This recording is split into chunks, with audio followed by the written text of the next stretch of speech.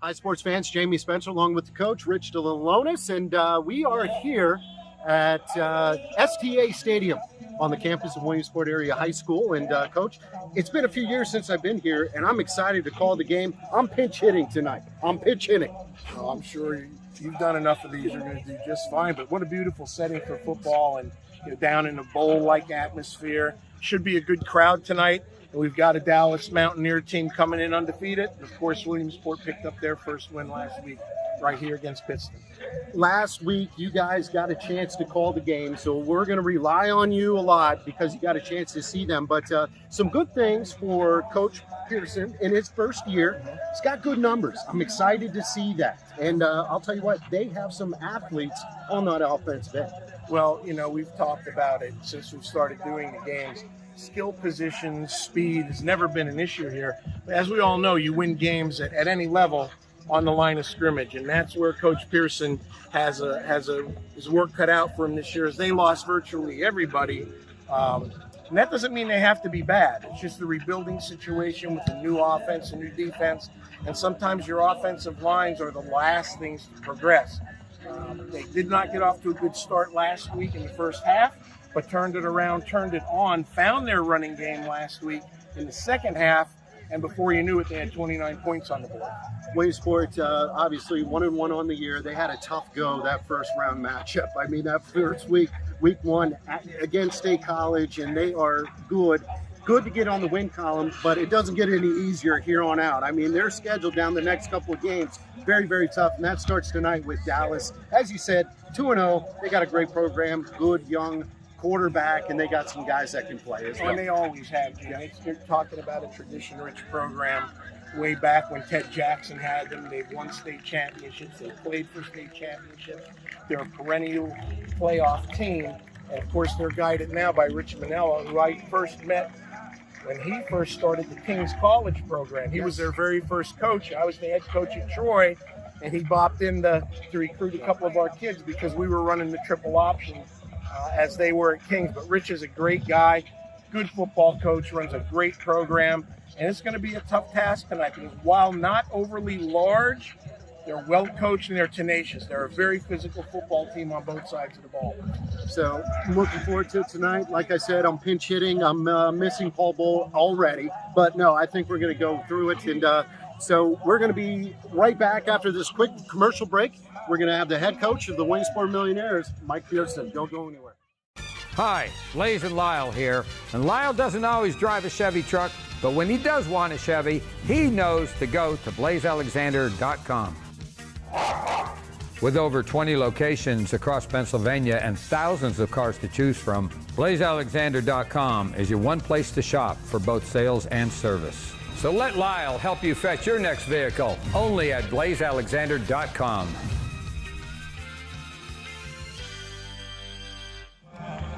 Welcome to the Coach's Pregame Show. I'm here with victorious head millionaire coach Mike Pearson, coming off a very big and very solid win, particularly in the second half last week against Pearson. Coach, before we get into tonight's game, give us a quick assessment of last week. I thought that was a really hard-played football game by both teams, and obviously Coach Barbieri and I go back a long, long way. I think he has a really, really good team. He doesn't have a lot of guys, but the guys he has, they're good football players. So, yeah, that was a fun game. That was a tough game, and we had to fight to win that one, that's for sure. And people at home and people watch always want to hear what happens at halftime. And for the people that watched, and we had a great number of followers watching last week, which we're happy with, boy, you came out in the second half and you looked totally different. So I know you personally, I know there wasn't a lot of yelling and no yelling and screaming. No. You're very calm, but what did you say to them that made them come out in the second half and really look like a totally different football team? I mean, it's funny because when you think of it like movies, it's not an Al Pacino moment or anything like that. We talked a little bit, we talked about hustle, effort, attitude, but the biggest thing was we said defense.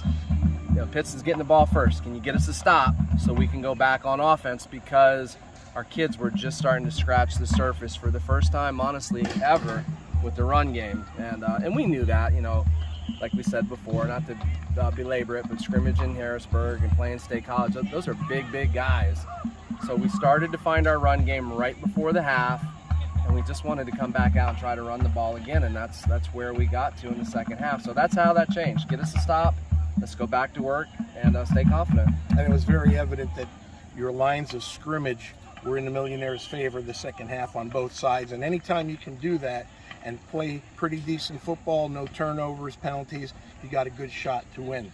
So now let's talk a little bit about Dallas coming in here tonight undefeated, 2 quality wins last week. They beat a very large and very talented Crestwood team fairly handily. I got a chance to talk a little bit with Coach Manello before the game, and he was very pleased with their effort. Yeah, I mean, everybody knew that was a big time, almost like an early playoff game. And when we exchanged film and shared film and you turned it on, it only took about 3 plays to realize that was a big time setting. So, you know, Coach's kids are tough. I know he's real proud of the way they work, and I think that was a program win for them, give them a lot of confidence. So I think that's the Wyoming Valley Conference. We talked about it before. I mean, week in, week out, you're going to face tough, well-coached teams. Correct, and the ones that aren't 6A, really you can throw those amount of A's after the numbers out, because you're talking about a tradition-rich area there. It's tough football, it's physical football, as you know, week in and week out. So Coach, tonight, your assessment, what do your Millionaires have to do to come out of here with the victory? We have to be as tough as they are up front physically. We have to be very, very disciplined with our eyes. You know, Coach Manello team is always going to be a well-coached team, and we've got to be careful not to trade big play for big play with them, because they're capable of big plays. This is going to come down to toughness and discipline and endurance. You know, we hope that this is a 15-round fight, but you got to be careful. Like you said, teams, it doesn't matter, 4A, 5A, 6A, great teams at every level can play above themselves. They're that kind of team. You know, we respect them, but we've got to get after it. And this is a playoff game for us right now. And it's big boy football when you're playing in this conference. So, Coach, thanks so much for your time. I appreciate it. Best of luck tonight. Hopefully you'll get your second victory as the Millionaire head coach. Thank you. Appreciate it, Coach. All right, Coach. We'll be right back after this. With so many great cars to choose from, Lyle doesn't always drive a Nissan, but when he does, he goes to blazealexander.com. With over 20 locations across Pennsylvania and thousands of cars to choose from, blazealexander.com is your one place to shop for both sales and service. So let Lyle fetch your next new vehicle at blazealexander.com. And good evening, ladies and gentlemen, and welcome to STA Stadium here on the beautiful campus of Williamsport Area High School for tonight's high school football game of the week right here on WebbWeekly.com. Hello, everyone. My name is Jamie Spencer. I am pinch hitting tonight along with my good buddy, the coach, Coach Rich Zalonis. How you doing over there, Coach? Everything's well, Jamie. Nice and blustery up here at 91 degrees to start the game. Toasty up in the upper deck. But, hey, we talked a little bit about it in the pregame, Coach. A great opportunity for Coach Pearson and his squad to see how they are at in Week 3. There is no beat around the bush here. The Wyoming Valley Conference is loaded. This Dallas team can play. They come in with a 2-0 record. It's going to be a tough test for the Millionaires. We'll see how they look. Well, you know, as we stated earlier, it's going to come down to how they handle Dallas up front on both sides of the ball. Dallas not particularly big poundage-wise, but very physical and very quick. Very quick. Some of the keys, we talked about this, obviously Williamsport, they want to eliminate the big plays. That's what Coach was saying about off the camera. And easier said than done because this Dallas team is pretty loaded. Well, what happens with Dallas is they want to run the football with Parker Ballesta. He's their bell cow. He's already coming into the game tonight with 375 yards and 7 touchdowns. So if they can establish that, which Coach Manello likes to do, then they run a very deceptive play-action pass game off that. And that's the big plays that Coach Pearson was alluding to. Very rarely do they just take 3 steps back and let it fly.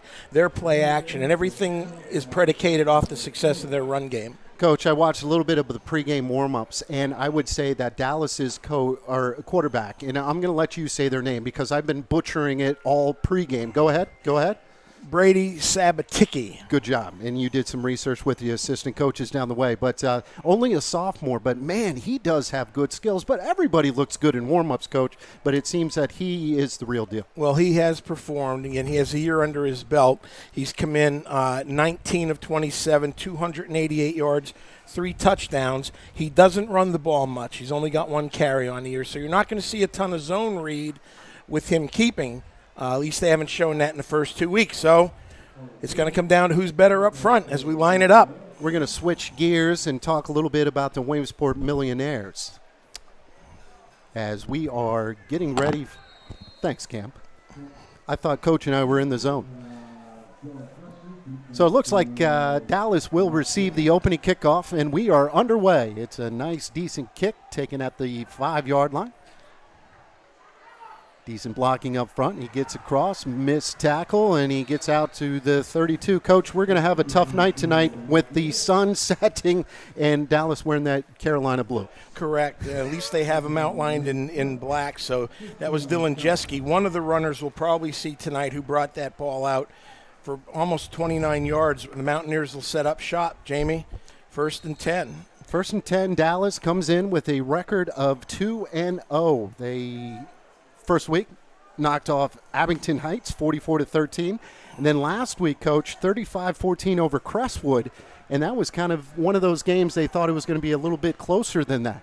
Correct. Crestwood pounded Valley View, who was a perennial favorite this year and a perennial good team, but a favorite in the leagues up there.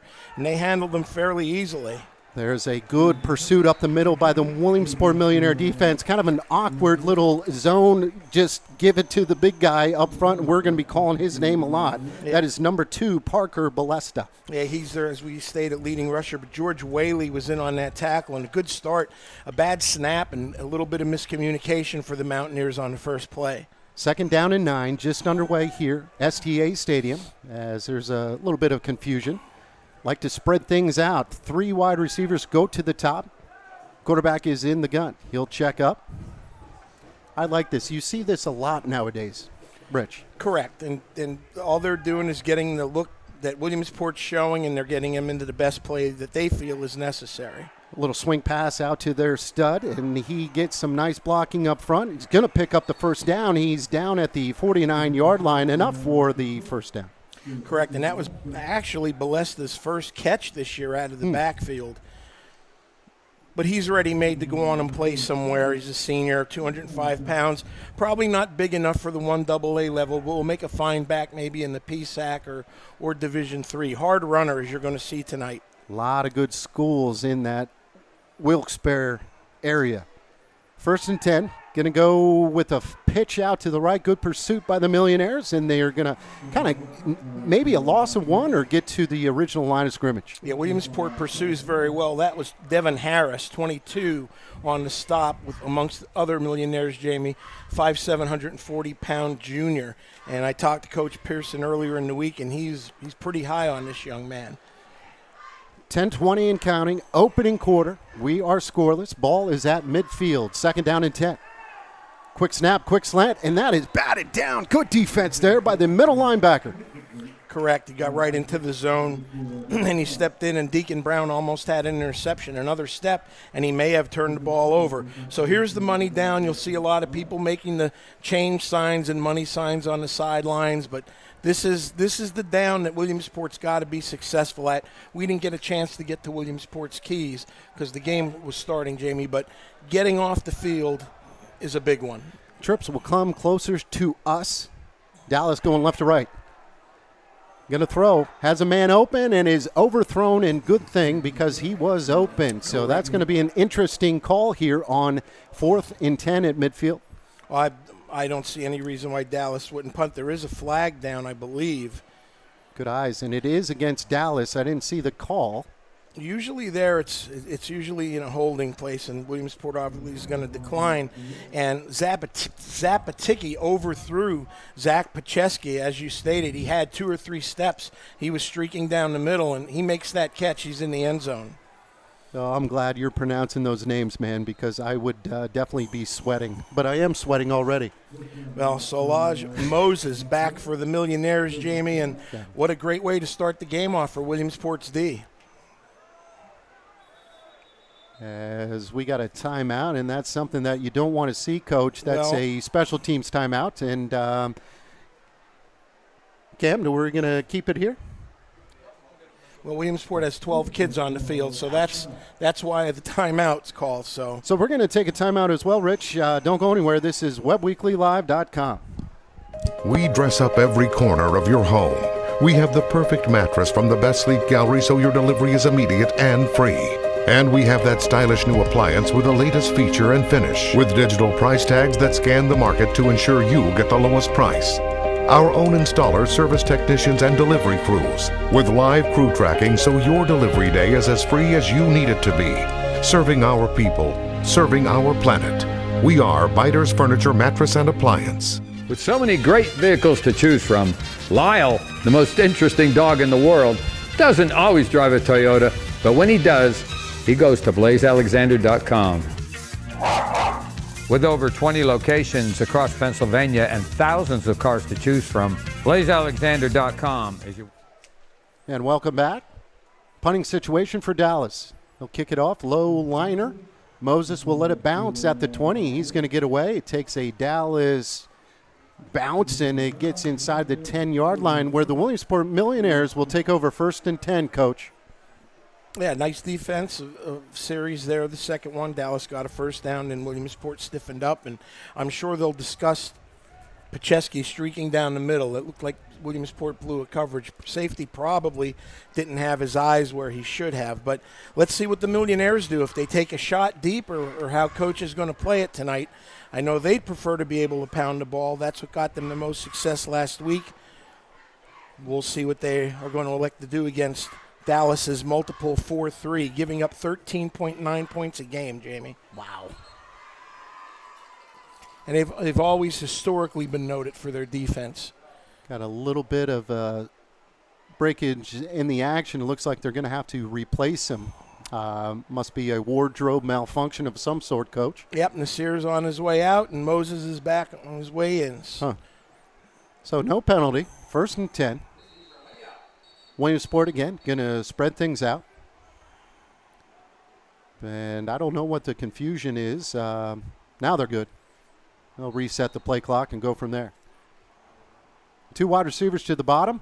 And that's a kind of misdirection. Something happened. We'll see if the quarterback can. Oh, geez. And, Coach, that did not look good.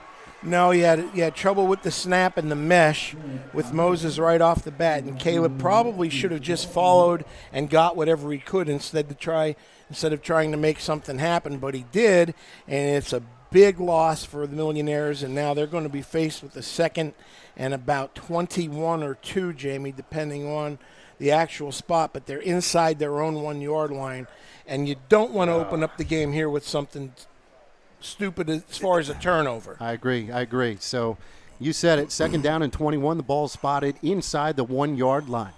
Full house backfield. Good luck trying to name that formation. As, again, some misdirection, and the quarterback is in the end zone, and good job by the young man, Caleb. Gets out, maybe picks up 1 or 2 on the play. Williamson, again, looked a little bit confused at the start, and Williamsport's just that, a sink a little bit here. They need to just settle down, get some positive yardage so they got some room to punt, and then go from there. Yeah, keep your fingers crossed because, man, those first 2 plays, obviously it's not the way that Mike drew things up. So 9:04 is left on the clock here in the first quarter. Williamsport facing a 3rd and 21. Quarterback under center is going to give it to the back. He gets to the outside, picks up a few yards, but it's going to bring up a punting situation. Correct, and positive yardage on a little bit of a kick-out/blast play for Moses, or for Hennigan, as he gets up. And you see the speed. Yeah. So he turned that corner and got north and south, which is one of the things he does very well. So at least some positive yardage here as Connor Poole comes out to punt the ball away back to Dallas, who should have, Jamie Spencer, Dylan Jeske or Zach Pacheski. We can't really see the number because they're totally parallel with us back deep. Connor Poole, soccer player. Good kid. I can't believe he's in high school. Good kick. And calls for the fair catch. So Dallas will take over 1st and 10 at the 42-yard line. Good field position. But again, Rich, hey, Williamsport maybe dodged a bullet there. Yeah, it could have been a lot worse. Yes. I mean, twice they could have been in the end zone with the safety, and they dodged the bullet the last series with Pacheski being overthrown, to be honest. So, you don't want to play that roulette game too much. Not against a good football team. Well coached, very disciplined. This time they're going to go with the I. Quarterback under center, 2 wide receivers closest to us. Here's where they like to run that blast and then play action off of it. And there is. It's a power blast, and Balesta's got all kinds of room. He's a big boy. He gets out to cross the 30-yard line. It's going to pick up probably 14, 15, and you're totally right, man. I'm surprised they didn't do that in the first couple of plays. Well, you never know what a coaching staff is thinking, but when they're in that I formation as they were in that last play, that's where they really like to sit. They like to run their blast and power game out of it, and then they'll run that same action, Jamie, but keep the ball and boot and throw off of it. Backs are in the I again. Big fella up top, met hard at the line of scrimmage, maybe sneaks off to about 2, but good pursuit up the middle by the big fellas. Correct. And I think that's Waylon Dauber, 62, or it could have been 68, Glenn Oakley, getting off the pile for the Millionaires. I think it was both of them, actually. Now, one of the things you'll see tonight, Williamsport's Dallas sort of puts you in a bind with their physicality and their power run game. Mm-hmm. So you're going to see Williamsport in some version of a 5-man front tonight most of the evening. Wide receivers both sides, going to throw the fade in the middle. It has a man open, and it's overthrown. Had another streaking wide receiver open as it is incomplete. And that was Zach Pacheski again. That's the second time he was overthrown. But, Jamie, that's that play action off the blast that I was talking about. And I don't think Coach Manel is too thrilled. Zapatiki off target tonight on 2, which what should have been easy completions for touchdowns, if we're being honest. Another big money down, Jamie. 3rd and 8 for Dallas. Maybe 2 down territory here, though. A little bit different than at midfield. So they'll send 2 wide receivers to the top. Quarterback is under center. 2 backs in the I behind him. Going to go with the counter. Up the middle. He's hit early. Scrambles a little bit for maybe a gain of 2 or 3. Brings up a 4th down, and you got that right, Coach. You got to make some decisions here. Well, when Balesta sees that on film on Monday, he's not going to be happy. He made the wrong cut. Yes. If he cuts that to the left, he might still be running. But here we go, 4th down. And good discipline by the front of Williamsport, not going for the hard count. They'll get that play signaled in from the sidelines. They're going to flip-flop and come over here into a slot down to the bottom of the screen with Pacheski wide. He's been their go-to guy, but they've missed him twice. And play action going to roll out to the right side. And great defense that time. Batted away by number 10. I believe that is George Whaley. It is. Knocks it down. Turnover on downs. And another nice job by the Williamsport defense. And last week, Jamie, we gave them the player of the game because they bailed the team out numerous times for the first half. Pittston could have easily had 3 or 4 touchdowns on the board at halftime. And here we go again. They stopped Dallas and forced the punt the first time they had the ball, and this time they turn them away on a big 4th down play. Get a little momentum here, fellas. Keep it simple. 3 wides to the top, 1 to the bottom. Williamson is in the gun. Quick stop pass, has a man open, complete. Breaks 1 tackle, gets to the 40-yard line, close to the 40. That is number 20. I have him, Alonzo Rice. And that is correct. And they moved Alonzo around a little bit. He was a fullback the first week. But so many of these Williamsport skill players are dynamic. They can run and catch. So very good job by the coaching staff of using what you've got and moving them around.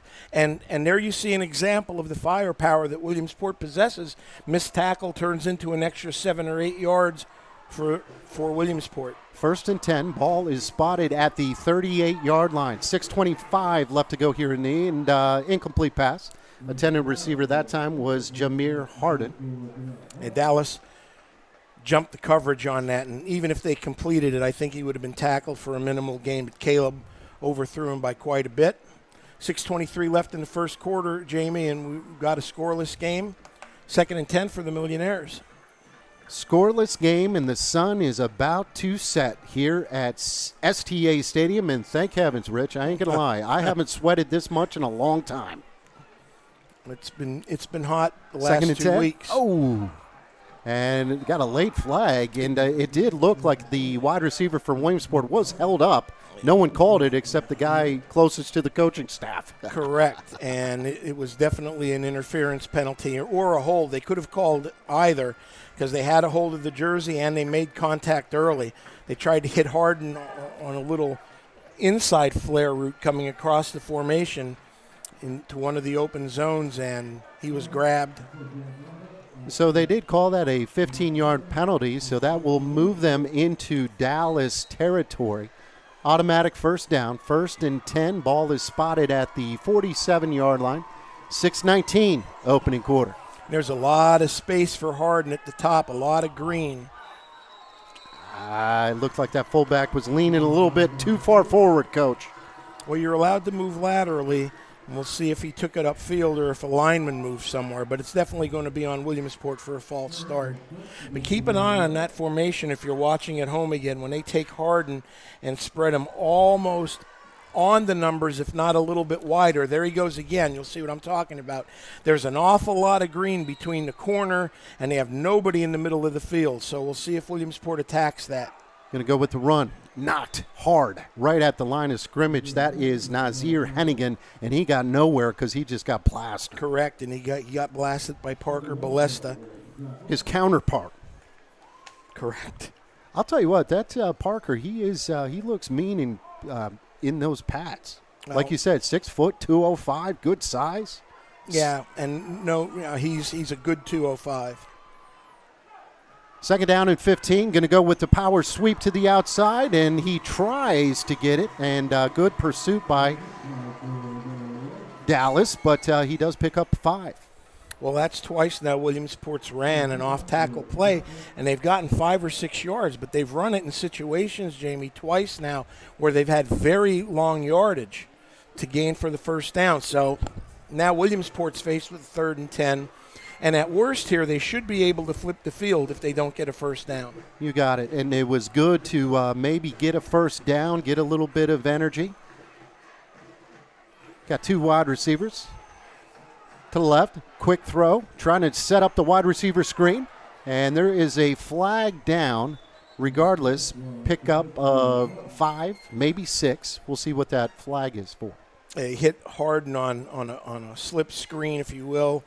But we'll see what the penalty is. It's usually a hold, and it is. It'll be interesting to see if Dallas accepts this or declines it. I would take it. So they are going to take it. They're going to move them back. It'll bring up a 3rd and good mile now. I saw that breeze feels good, Cam. I ain't going to lie to you. So it moves them all the way back to the 40-yard line, and I hope they make the change on the scoreboard because, I don't have my calculator on me. You? And Nick Farrell just came in as a substitute. Dallas does a nice job, Jamie, of situational subbing. They'll bring in their rushers, an extra nickel back, and now you're definitely going to see at least one safety in the middle of the field on the hash. They got 2. 3rd down and 30. Williamson's going to throw it up, has a man, and it is incomplete. Good coverage that time. Yeah, and they had the corner in the follow, and they essentially had a double team on Georgia. Well, Caleb's got a very strong arm. He's just been missing a couple of these in the early part of the season, but he's got a cannon. Williamson also a tall, slender kid, but good size, 6'1", 180 pounds, a junior. I'll tell you that Whaley, he's all over the map. He also plays special team. There's nothing like, running a fly pattern than being the blocker. Good snap, good kick, another nice punt. End over end. It's going to bounce, and it does not take a millionaire bounce, but it is fielded right at the 25-yard line, Coach. Correct. It was down there by Benjamin Smith. I think if you're Williamsport so far, you're trading punches back and forth. You know, you got to be a little bit concerned about Pacheski being open on 2 plays, but True. other than that, they've held their own. You got it, and I really like the interview. You did a great job with Coach Pearson, and it's beautiful. You guys had a lengthy relationship. You guys have known each other for a long time. He played for you. You coached together, what have you. But he definitely hit the nail on the head when he said, hey, this is going to be a 15-round fight. And when you're trying to rebuild a program, Yep. you've got to get a foundation before you can put the roof on. Quick pass, and his incomplete pass. Interesting. They pulled some linemen, kind of a little trickery, and you said that. Dallas likes to do that misdirection, keep you on their heels, and Williamsport's kind of so far answered the bell. Well, I think Williamsport obviously is well coached, and they need to find Pacheski 3. They need to find Jeski number 4 and Baleska 2 every play. If they're personnel package, which they are now on the field, you've got to know where they're at all times because they're the ones that are capable of hurting you the most. 4 wide receivers on 2nd down and 10, and got some movement up front, and the name blame pointing fingers. Yeah, this will be interesting here. It could be on Williamsport because I think they crossed the line first. Yeah, they're going to say Dallas moved them off. So, hey, good thing if you're a Millionaire fan. I am, not being a homer. It's all right, Cam? 2nd down, and we will call it 15. 4:31 left to go here in the opening quarter. We are scoreless. Quarterback is in the gun. Trying to set up the screen, has some blocking up front, and he makes a man miss. He is into the secondary, and he is chugging along, gets inside the 40-yard line. Great play. Number 4, that is... I think that's Dylan Jeski. Jeski, yes. I had it as, yes, Jeski. You know, as we refer to, you hear teams calling, impact players triplets, but he's one of those triplets that we just mentioned, and a very well-executed play by the Mountaineers. A big chunk play, something that Coach Pearson and no defense likes to give up. We'll see if Dallas can cash in. This is where Williamsport stiffened. 1st and 10, going to go with the delayed run up the middle. Lasky still moving that pile, and he is a load to bring down. That was kind of a no game, but look at me. I moved the pile for 5 yards. He's got at least that, Jamie, maybe even close to 7. But you're right. You're not going to arm tackle him. Somebody had him by the waist, and that's not going to flush. You're going to have to put a shoulder pad on him to bring him down. 2nd down and 4. Quarterback again in the gun. Hard counts, and it looks like this time they did get the Millionaires to jump. Yep.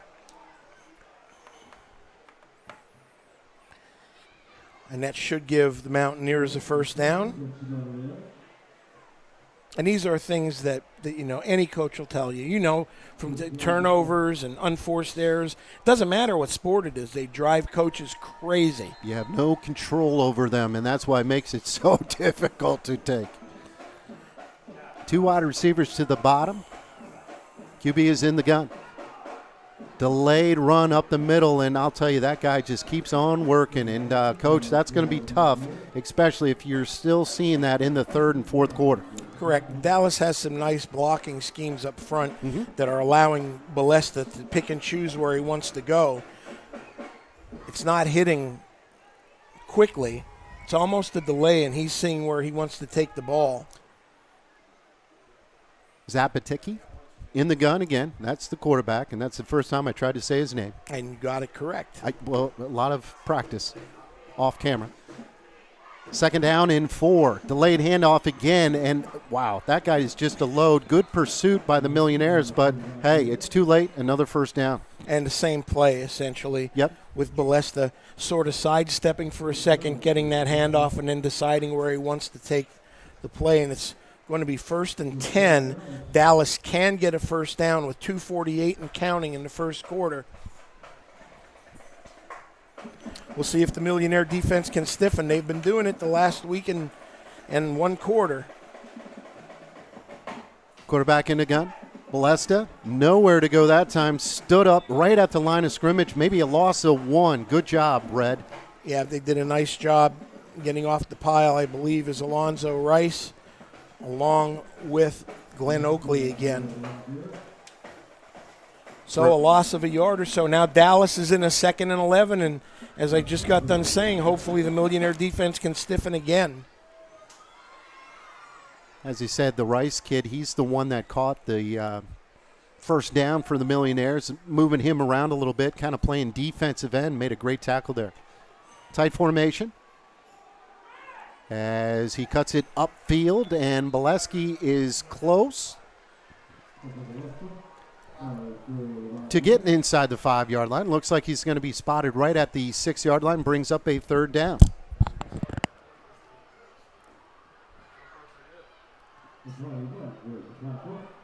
And correction, I believe that was Balesta. There's a lot of skis.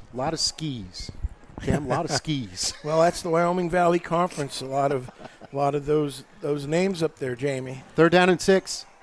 Going to pitch it as he gets meet up at the line of scrimmage. And, Coach, so far the Millionaire defense is holding serve. Going to bring up a 4th down. And like you said, they can still get the 1st down. But it's going to be 4th, and I would say 4. Well, I think Coach Manello might take a timeout here. Good timeout. 1:03 left to go, and he's going to think about it.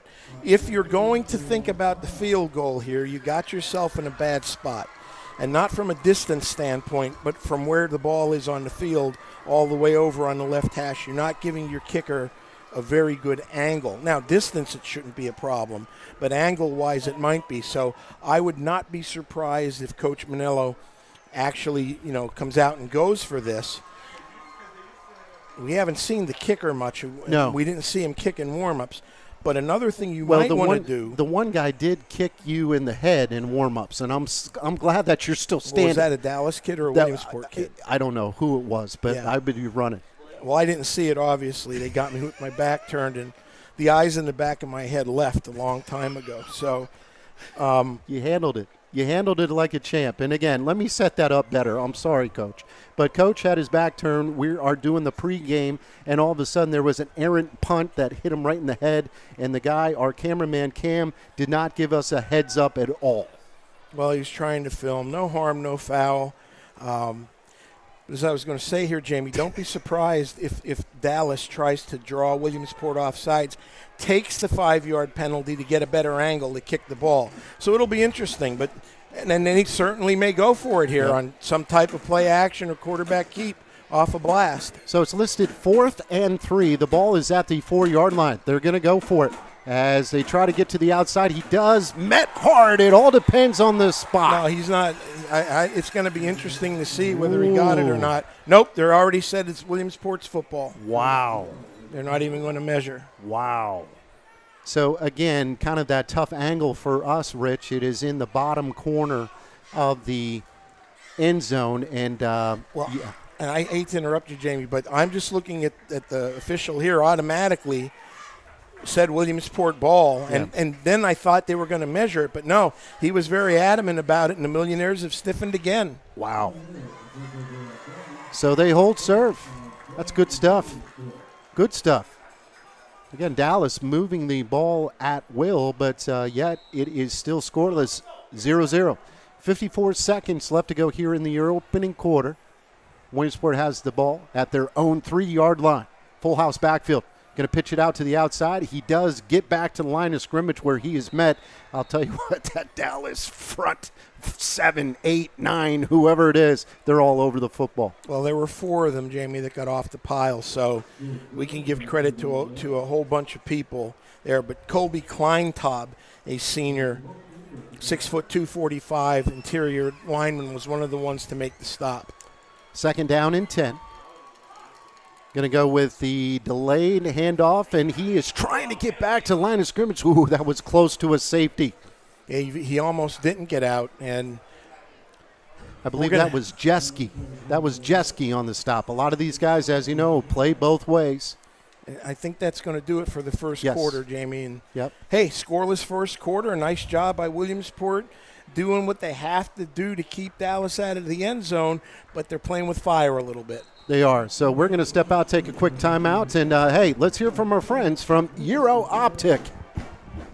The Williamsport Area School District and Football Booster Club would like to take a moment to thank one of our sponsors, Euro Optic. You may know them as being a great company for high-end optics and outdoor hunting gear, but now they've opened up their own archery pro shop, Lycoming Archery, right in Montoursville, Pennsylvania. It actually shares the same building as Euro Optic, so you can't miss it. We encourage all you outdoor enthusiasts to check them out. It's right next to Lowe's in Montoursville. 2 showrooms, 1 location. They are the go-to source for all things outdoor. The Kaiser brothers are ready to get you into the perfect new vehicle. Find a Jeep for all your road trip exploits during Jeep Adventure Days. Or take your pick from a full lineup of light and heavy-duty Ram trucks during Power Days. No matter what vehicle you're looking for, the Kaiser brothers on Route 405 in Muncie and Route 11 in Danville, where selection and service equal satisfaction. Dan, welcome back. SDA Stadium, high school football game of the week right here on WebbWeekly Live. Jamie Spencer along with the coach, Rich Zalonis. Scoreless, 0-0. Between Williamsport and Dallas. Williamsport will have a 3rd down and 10. Ball is at their own 3-yard line.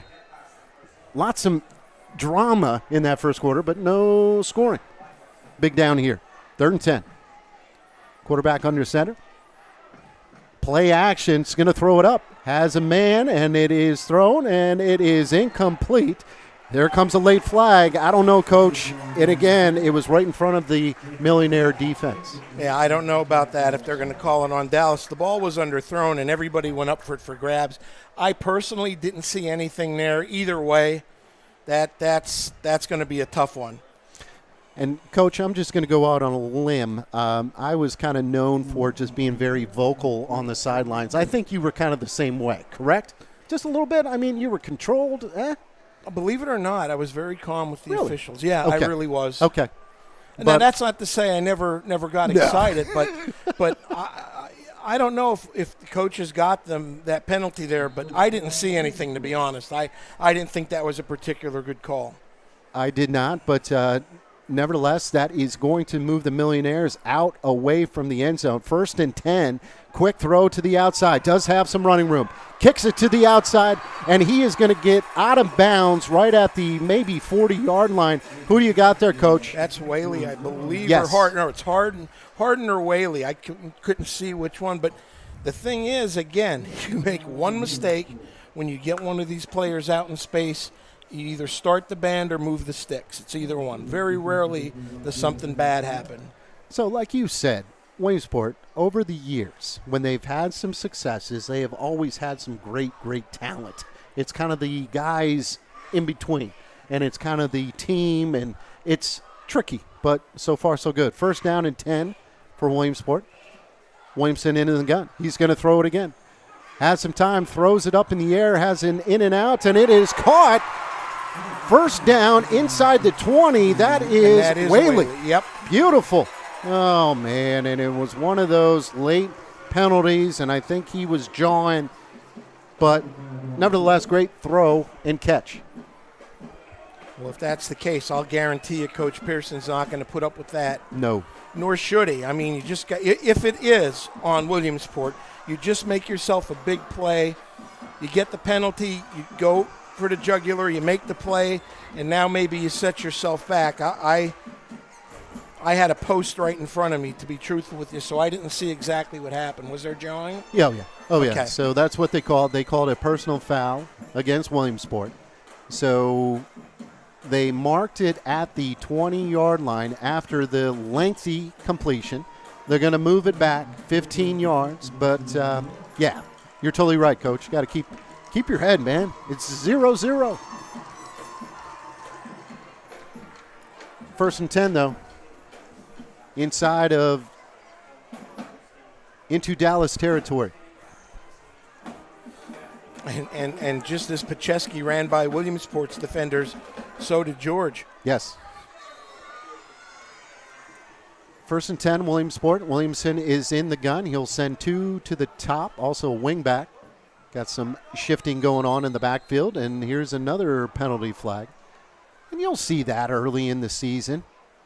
Maybe. There's been a lot tonight, though. Yeah. Uncharacteristically.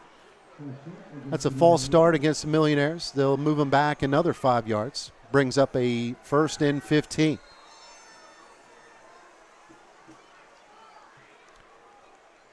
Decent crowd here tonight, ain't gonna lie.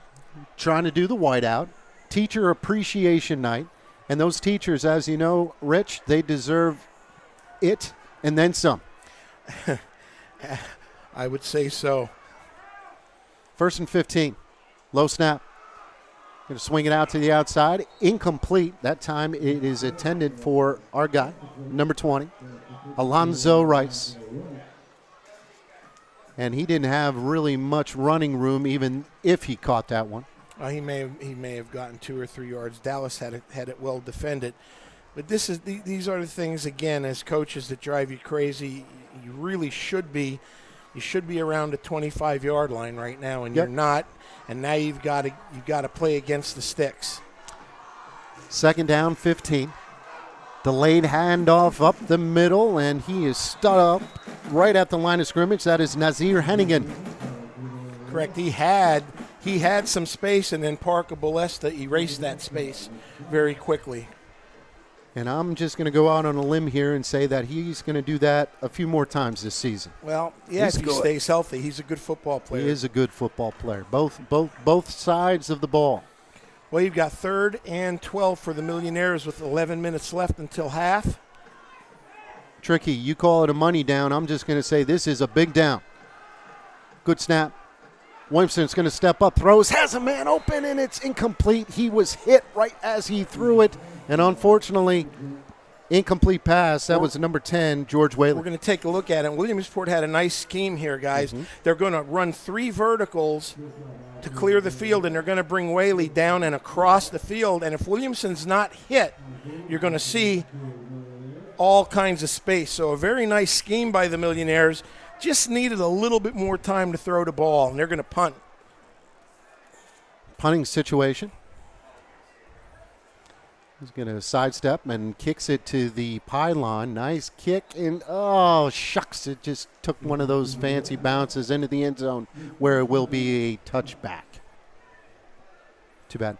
You know, hey, Cam, I'm just amazed that you guys have a replay. That's impressive.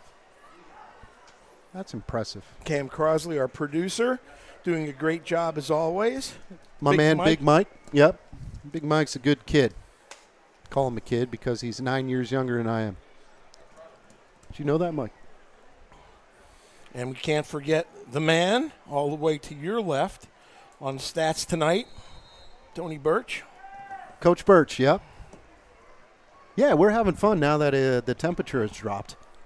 Feels nice, comfortable right now. I told Paul last week. Sunsets. I felt like one of those cheeseburgers sitting under the lights at a McDonald's waiting to be bought.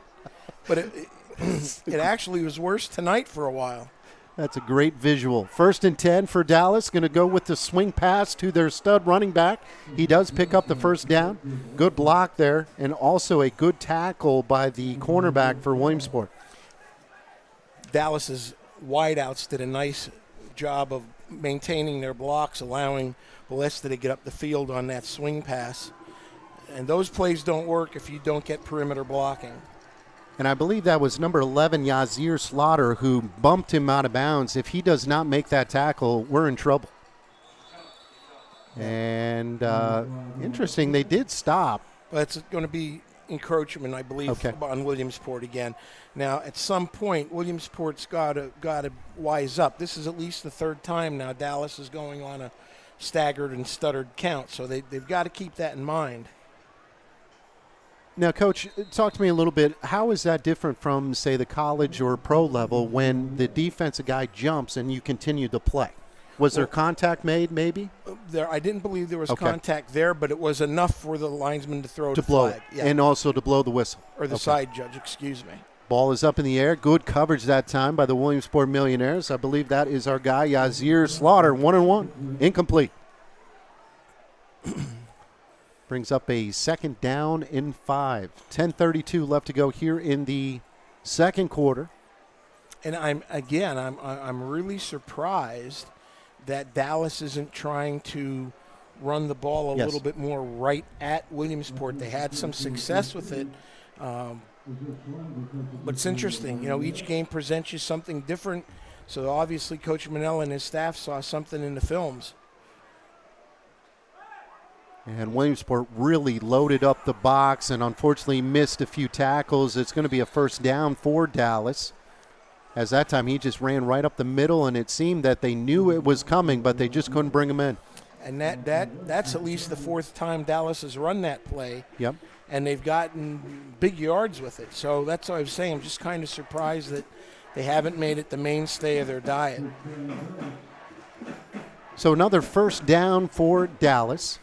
Ball's going to be spotted at the 44-yard line of Williamsport. Quarterback in the gun, going to step back, wants to go for it all, throws it up in the air. It is incomplete. And good recovery there, that time by Yazir Slaughter, who got beat, and luckily he was underthrown. Correct. And that's the third one now, the third bullet Williamsport's dodged. Yes. And Dallas coaches were screaming for a flag. And you know what? There was probably a little bit more contact on that play than there was on the one they threw on Dallas, truth be told. Another nice throw, just a little bit short. They'll take their time. They'll check up. You see this a lot. No more of the huddles and all of that. The game has changed, even here at the high school level. 3 wide receivers will go to the left. They will go with Ballista, and great pursuit that time by the Williamsport Millionaires. Alonzo Rice is just all kinds of effort. From his defensive end spot, peels off that and makes the play, and they're not gonna make a steady diet of that against Williamsport. They've got too much speed. They'll get a play here or there. So if I'm Coach Pearson, I'm very happy. You've got another third down and long for the Mountaineers. 9:35 and counting until halftime in a scoreless game. Got to give some love to big number 28, Deacon Brown. 5'9", 200 middle linebacker. He sniffed that one out too. And looks like the slot man jumped, and the coaches to the left aren't happy. Correct. I think 2 people jumped for the Mountaineers, one inside and one outside. 5-yard penalty. Gets them close to midfield, and that's going to bring up not a 3rd and long, but a 3rd and 15. Both sides, few mishaps. No score. Quarterback in the gun. Drops back. Looks over the middle. Tipped and incomplete. I believe Deacon Brown got a hand on that. He did, and Nasir Hennigan was there also. The ball was thrown behind Nick Farrell, the tight end, who they flex out sometimes into a slot. And Dallas is going to have to punt yet again. So good job to the Millionaire defense. And you're totally right, Coach. This is exactly the way that Williamsport wanted to play. Obviously, you want to score some points, but their defense is really rising to the occasion. Correct. 4th and 15. Dallas, good snap. Ooh, almost got it. Fair catch right there at the 20-yard line. That is number 21, Salaj Moses, the little guy.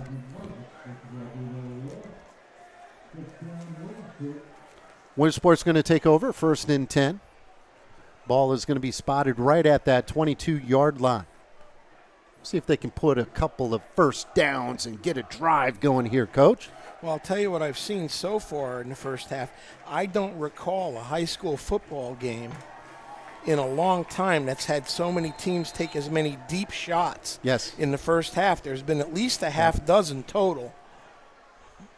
And, maybe I'm a homer, but that's okay. But Williamsport has been lucky on about 3 or 4 of those. Well, I've never met a football team that's gone through the season that's had a good record that hasn't been lucky once or twice. That's true. 1st and 10. You got Whaley in the gun. And he's going to go with the up man. That is number 4, Nazir Hennigan. So an interesting wrinkle. And you said you were going to see this a little bit, maybe put Whaley back there, more of a, kind of dual threat, more of a run typer. And I like it. I like it. Kind of a little bit of a changeup. Well, what it does for the opponent is it presents you with having to spend time not only preparing for it during the week, but also conjuring up some different types of personnel packages on your defensive side. So smart move. It's not that Williamsport runs a totally different offense when George is in there, but his presence with his legs makes you respect him. George is in the gun. He's got 2 wing bats, and here comes the off misdirection. He's going to look to throw, has a man open, and it is incomplete. Oh, man, he had a man open. That is Ja'Kiah Klein. We talked about him in the pregame. Man, that guy is a stud. Yep, 6'4", 195, and it's hard to miss him.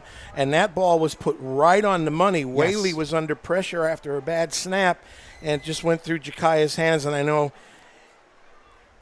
he'll work to make up for that, but should have been a big play for the Millionaires. Well-designed play. Misdirection. I believe Ja'Kiah had to make that run all the way from the opposite end, and yes, unfortunately, just couldn't convert. 3rd down and 7. Ball is spotted at the 25-yard line, and great defense. We'll give that up. Well done. Yeah, Dallas was waiting for that play. Punting situation. And that was Nick Farrell, the junior, 6'1", 195 for Dallas. He's a veteran, and he made 2 plays in a row, or not in a row, but 2 plays in that series, Jamie, where he had some big sticks. And this is one of those games where, the dam's getting ready to break. Absolutely. I was just going to mention something like that. Punting situation again for the Millionaires. It looks like Dallas is going to throw some heat at him. Nice job by Connor. Kicks it away. Returnable. And he gets it to the 45. And well done by those special teams as he gets nowhere. Correct. And one of the things you like to see, 1, 2, 3, 4, yes. 5 Millionaires getting up off the pile around the ball. Pacheski had nowhere to go. So we've got 7:18 left to go until halftime. And I'm telling you, there probably weren't too many people that would have thought that it would be a scoreless game. But I'm going to tell you, Williamsport's going to show up every week, and they're going to play hard every week at the least. And when you've got the talent they do, it always keeps you in ball games. So, again, I got a lot of respect for Coach Mike Pearson. Like you, I've known him for a long time. His kind of where he's been in terms of coaching along the lines of football, it's extraordinary. He's been at all kinds of different levels, different states, and it's really remarkable. And I'm really happy for him, and he is a great, great dude. 1st and 10, run up the middle. Lesta picks up maybe 3. Yeah, 3 to 4. Yeah, I'm a little dumbfounded again why Dallas isn't continuing to make this their mainstay of their offense. Yes. So, Rich, I totally agree with you. I mean, that time Williamsport played well there. Well, they had 8 in the box, and they still got 4 yards. Yep, you got it. Wide receiver to the top. Backs are in the eye. Play action. Looking, has to roll out, getting some pursuit. He's going to tuck it, try to run, and he is brought down. Great defense. Kudos to that secondary. Well, they tried to run a screen off of it, Jamie, and Williamsport snuffed it out, and then Zapatiki got himself in a little bit of a sticky wicket situation where he had to end up keeping the ball because half of his line was downfield and still gained some yardage. So 3rd down and a long 3, I would say, here for the Mountaineers. 6-12 and counting in the first half. That's a lot of skis in the last couple of sentences you said. As delayed handoff, he gets into the secondary. He's going to pick up the 1st down, maybe more, and he gets to about the 30-yard line. I'll tell you, that kid, he is tough. Well, there's that blast game again running straight at Williamsport. And, Jamie, when you do that, you know what it negates. It negates your speed. Yep. And like you said, you've heard the terminology before, the old chop in the wood. Oh, it's just, if you're a middle guy, if you're tackling this kid on a regular basis, it kind of gets old quick. Yeah, it can wear you down. 5:49 and counting.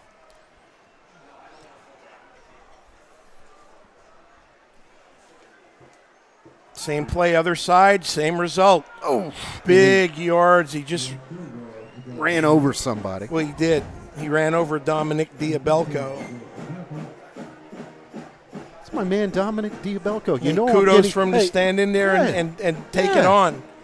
That kid, he lives in our neighborhood, man. And now he's a senior. Cam, what happened? Second down and short. 5:15 and counting.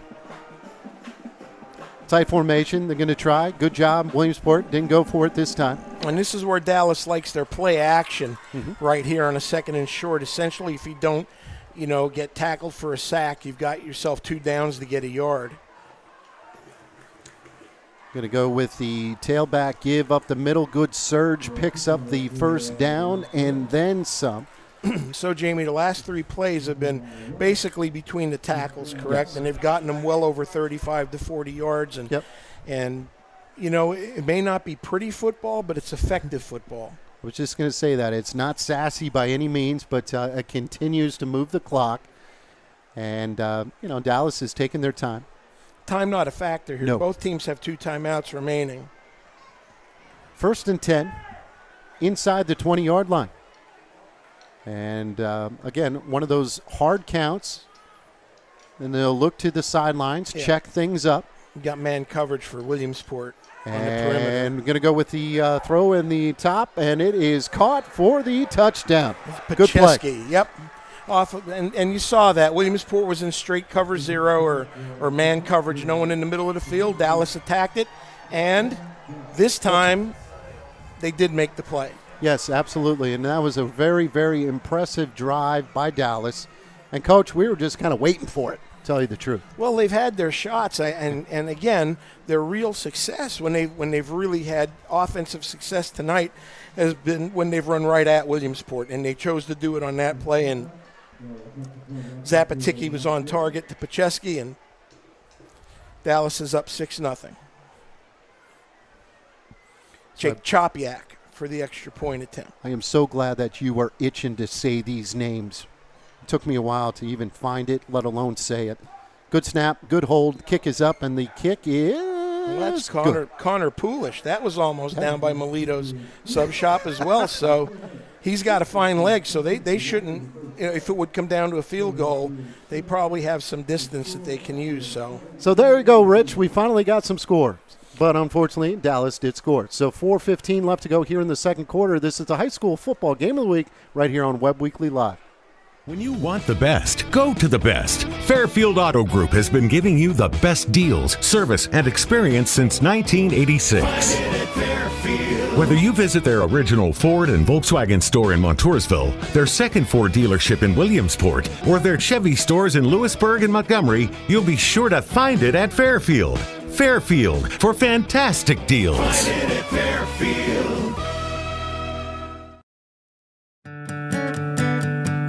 Hi, I'm Rennie Rodarmel.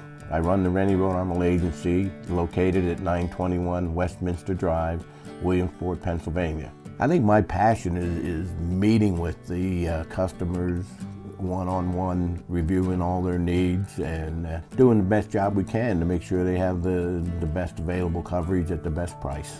This agency stands out above a lot of them as far as customer service.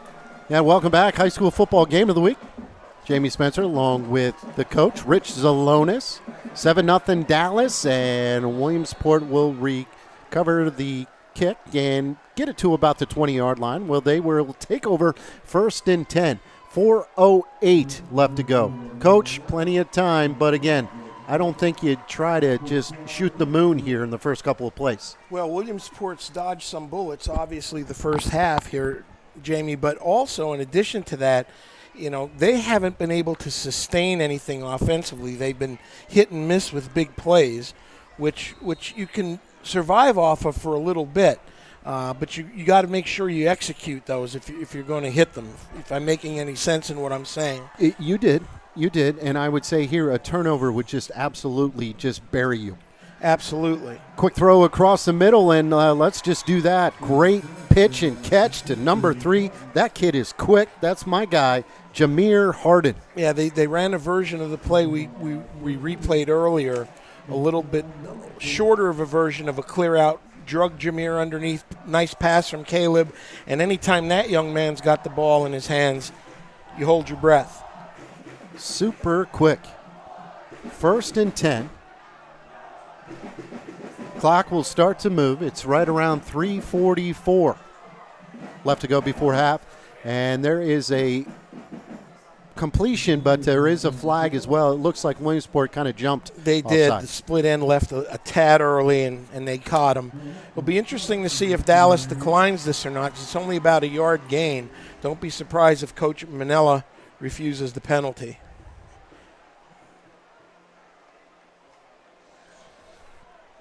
Clock is stopped, and they're kind of going over their options. And you're right, Coach. You've done this before. He is going to decline it. Way back, Jamie, right after the Civil War. Probably one of the best teams I had. Absolutely. Didn't get much notice, though, because of Reconstruction and everything. 2nd and 10, big series. If Williamsport's going to choose to throw, it's going to help Dallas if they have incompletions, save their timeouts. Rollout. Caleb wants to throw, going to throw it, and it's a little high that time for Jakai. But, again, nice pattern, good throw, just a little too much zip. Well, yeah, they tried to run him off and bring him back on a comeback pattern, but now what you've done is you saved Dallas a timeout, right? They've got 2 left. It's 3rd and 10. Yes. So even if you run here, Dallas will they may not even choose to use a timeout. Yeah, good point. And still have 2. So it's always, a chicken or an egg type of thing here as to how you want to play the end of the halves. I like it a lot better now that I'm not coaching because, man, I have all the right answers. 3rd down and 10. Get some pressure up. Butt's going to have to flush it. Caleb's going to run for his life, and he's going to throw it up in the air, and it is incomplete. Yeah, Caleb, I'm sure the offensive coordinator is going to have a chat with Caleb there. That was 1.5 steps away from being a pick 6 for Dallas. He just threw it blindly. That last thing, as you mentioned, you want there is a turnover. So, again, Caleb Jr., young, he'll learn from that. But here we go, Jamie, 3:27 left. Dallas didn't have to use a timeout. Clock is stopped. Punting situation for the Millionaires. Going to get decent field position, and we'll see if Dallas, who last time actually went after that kick. Why is nobody back deep? There goes Pacheski, didn't know what down it was. I was going to say, they had nobody back deep. Good snap, good kick. There is a flag down, and it was kind of on the sideline. We'll have to see what we got going on here. Yeah, and a good non-call on the punter. Yes, I agree. Connor was doing his best to try and get a flag, but now he's chirping. I love it. Yeah. What a good kid. So the ball right now is spotted at the 30-yard line. They're talking things over amongst the officiating crew. 3:20 left to go here in the second quarter.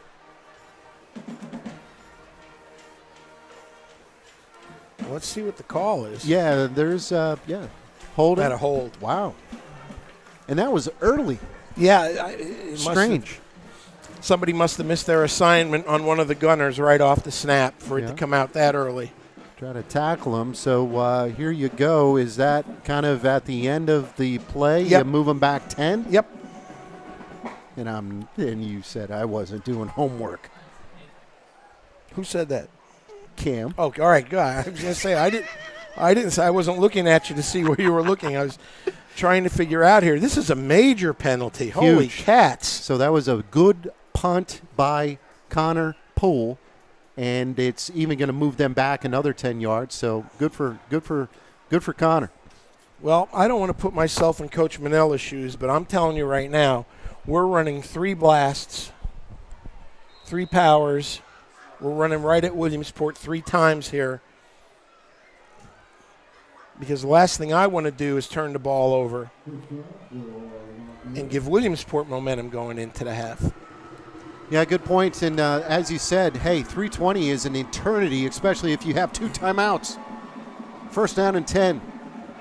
They're going to throw it as they get some pressure up the middle. Oh, man, it is caught right at the 30-yard line. Good enough for the first down, and we got a yellow hanky. Yeah, we're going to get either a face mask, Jamie, or a horse collar. That is pretty crazy. I'll tell you what, Cam, it seemed that Williamsport had the quarterback in the grabs and just somehow got rid of it. And now this could be a huge, huge play for Dallas. And Zapatiki, again, skating on thin ice himself, throwing that ball on his way down to the ground.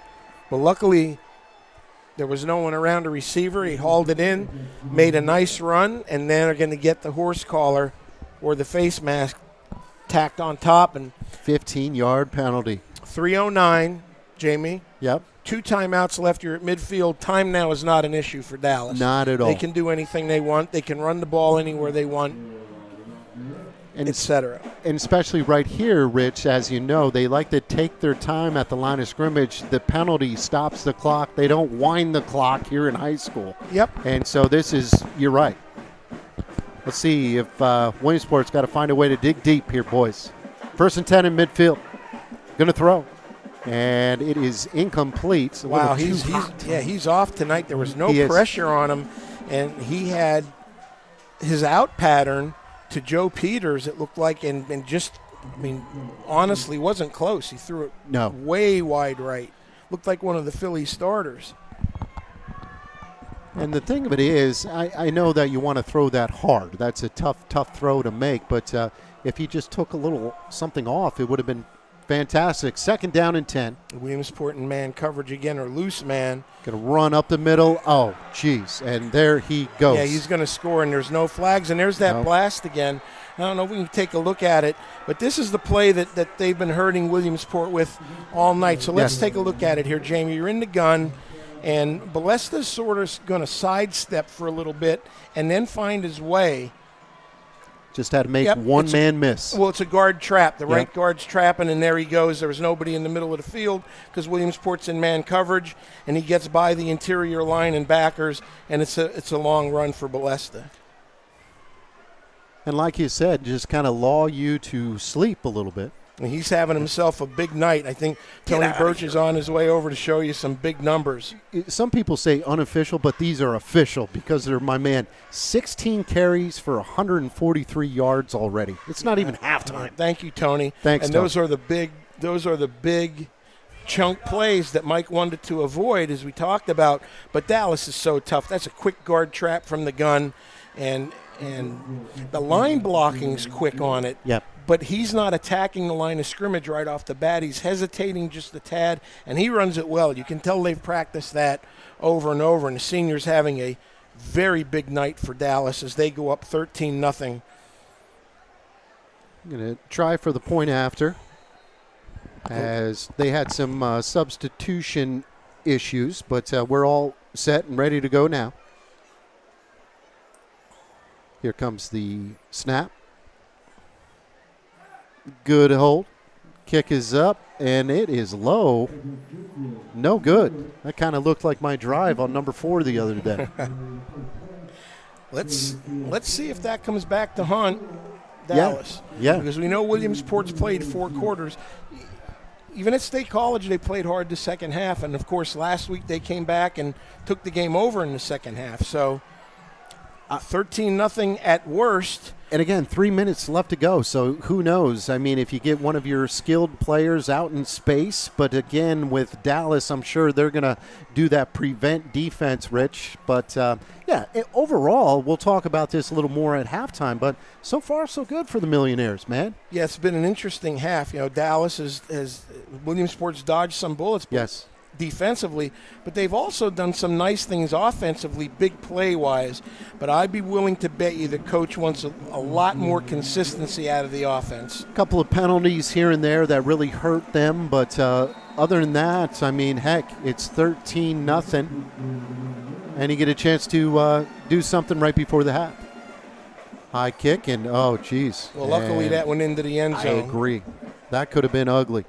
Touchback. Well, that came out of the atmosphere. That was up there for a while. That was a good kick. Yeah. Chopiak's got a fine leg. As I look for his name, and I'm hoping that is a regular last name, and it is not. Jake Chopiak. Well done. So, 2:55 left to go here in the second quarter. STA Stadium, home of the Williamsport Millionaires. So they trail 13-0. What don't you want here, Jamie? Oh, absolutely. Turnover and quick passes, man. Exactly. You don't want Keep to that turn clock the ball running. over. Heck, just run the football. That's what they're going to do. And it goes nowhere. Maybe a loss of 2 on the play. And we'll see how Dallas uses their timeouts because they still have 2 left. I don't think he'll take one here. I think you'll see Coach Manella take one after the next down. Because I don't think Williamsport's going to put the ball in the air. But then again, I could be wrong. And again, like you said, you have 2:30 and counting. That is a lot of time, and Dallas does have 2 timeouts left. Well, this is a key down. Let's see what Williamsport chooses to do here. Williamson Dallas going to be in a zone. Is in, and that ball is thrown behind his intended receiver. That's too bad because he did have a little bit of running room there. Oh, Jamie, he had a ton of room, a well-designed scheme play for the Millionaires. They cleared it. They're giving Dallas fits with clearing everybody out vertically and running their third or second receiver underneath. And I think it was Klein they were looking for again, and he had a lot of room. The ball just was behind him. Wow. Backs are in the eye. Quarterback under center. 3rd down and 12. Run up the middle. Picks up a nice gain, but he is going to be short of the first down. Brings up 4th down. And I'm surprised. Well, now Dallas called a timeout, but hey, 4 seconds ran off the clock. I'm cheap. I know. Would you knock it off? Well, I'm saying, I was going to say, speaking of, but I'm not going to go that right. Hey, let's pause momentarily. Let's hear a little more from Park Pizza. Welcome to another season of Friday Night Lights. Come see us at Park Pizza here in Williamsport, our original location, or inside the Gamble Farm Inn in Jersey Shore.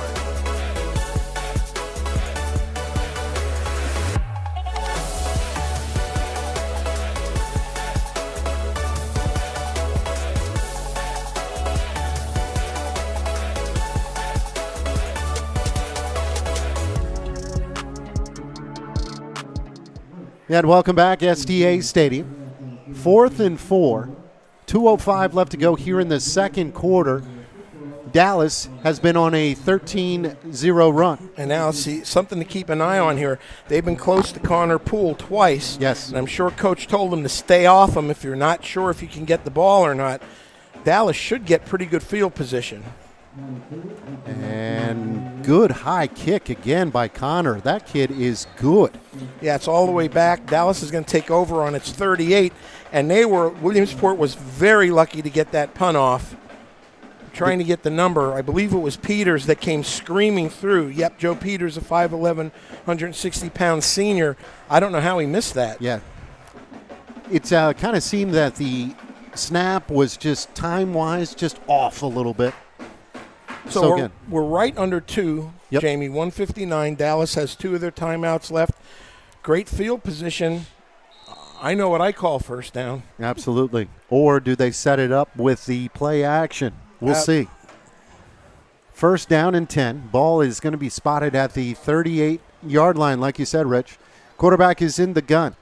Good snap. Drops back. Got some crisscrossing patterns. Got a man wide open over the middle. It is complete at the 30, 20, at the 10. Has to cut back, and he is going to get in for the touchdown. Yeah, that's a backbreaker. Wow. That's Dylan Jeske on that quick post. And they've had it open all game. Williamsport's basically in either quarters or man, and that time they had a lot of green to run through. And I don't know if we want to take another look at it here. Zapatiki, he was off early on. Now he's kind of finding his rhythm. You're going to see him. Great protection, just puts it up where the receiver can get it. Jeske makes a nice grab and into the end zone, and that hurts. That hurts bad. Right before the half, and Dallas is not going to chase points. They're going to try and kick the extra point here. At least they're lined up for it, Jamie. Yeah, and I was just going to ask you, what do you do here? But they missed the last one. We'll see what happens here.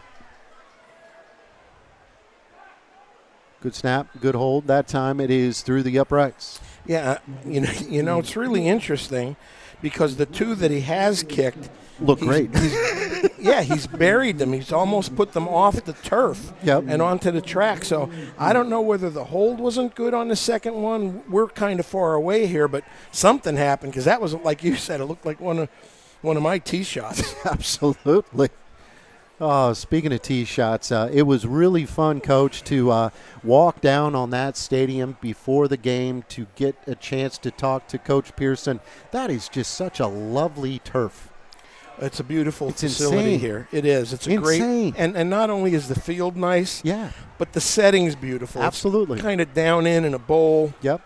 Nice stands and a wonderful place to play. And you know. And Cam, I don't know about you. You're a little younger, but when I took the route up the front hill, you get goosebumps. Great facility. It's been too long. So, Coach, 1:48 left to go here in the second quarter. We've been saying that for a long time. This has been the longest 4 minutes in a It's taken a while. Teams have Up man takes it.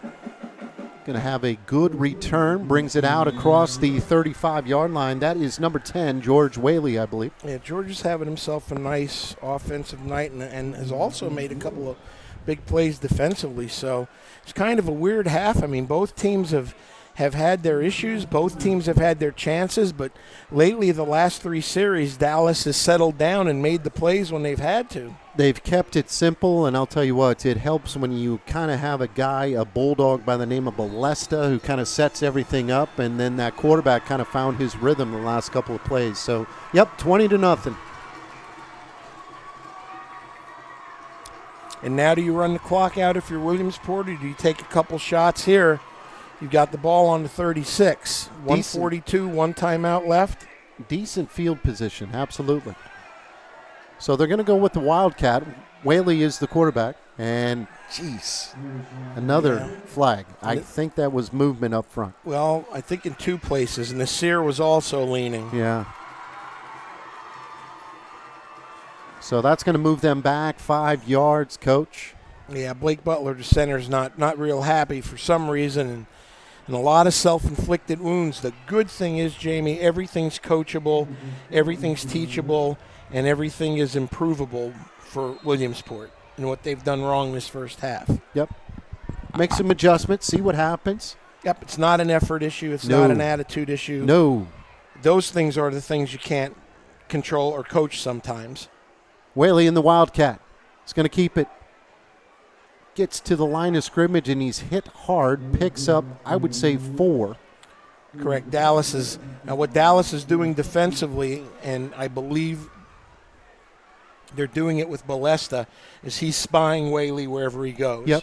When that package is in. And again, Richie Manello's no dummy. They're a well-coached football team. And I would say, they try to do the misdirection, get those bodies moving. But, again, you said it too. Dallas is just so well-schooled, disciplined, they weren't going to go for anything. Wildcat again, second down, and we will call it 11. Gives it to his up man, and he gets into the secondary. Great run that time by number 4, Nazir Hennigan. Yep. Again, you've got these type of athletes on both sides of the ball. One mistake. Yes. And, as we said, the sticks move or the band starts playing. And that time, the band was very close to playing. 50 seconds left now. Williamsport's still in the huddle. I would have thought maybe after that run they might speed it up a little bit. Yes, and I'm looking at that too. 40 and counting. Still Williamsport not in a hurry. Whaley going to go with the jet sweep, the keeper himself, and he is not going to get out of bounds. The clock will continue to run. And Coach Pearson calls a timeout quickly. Timeout. Yep, they've got one left. And let's go ahead and take a quick timeout as well. Let's hear a little something from Fast Maz.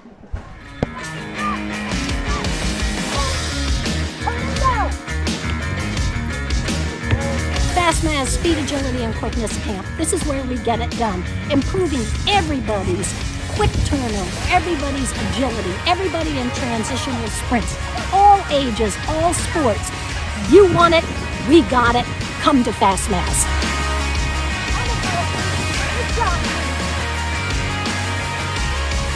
We dress up every corner of your home.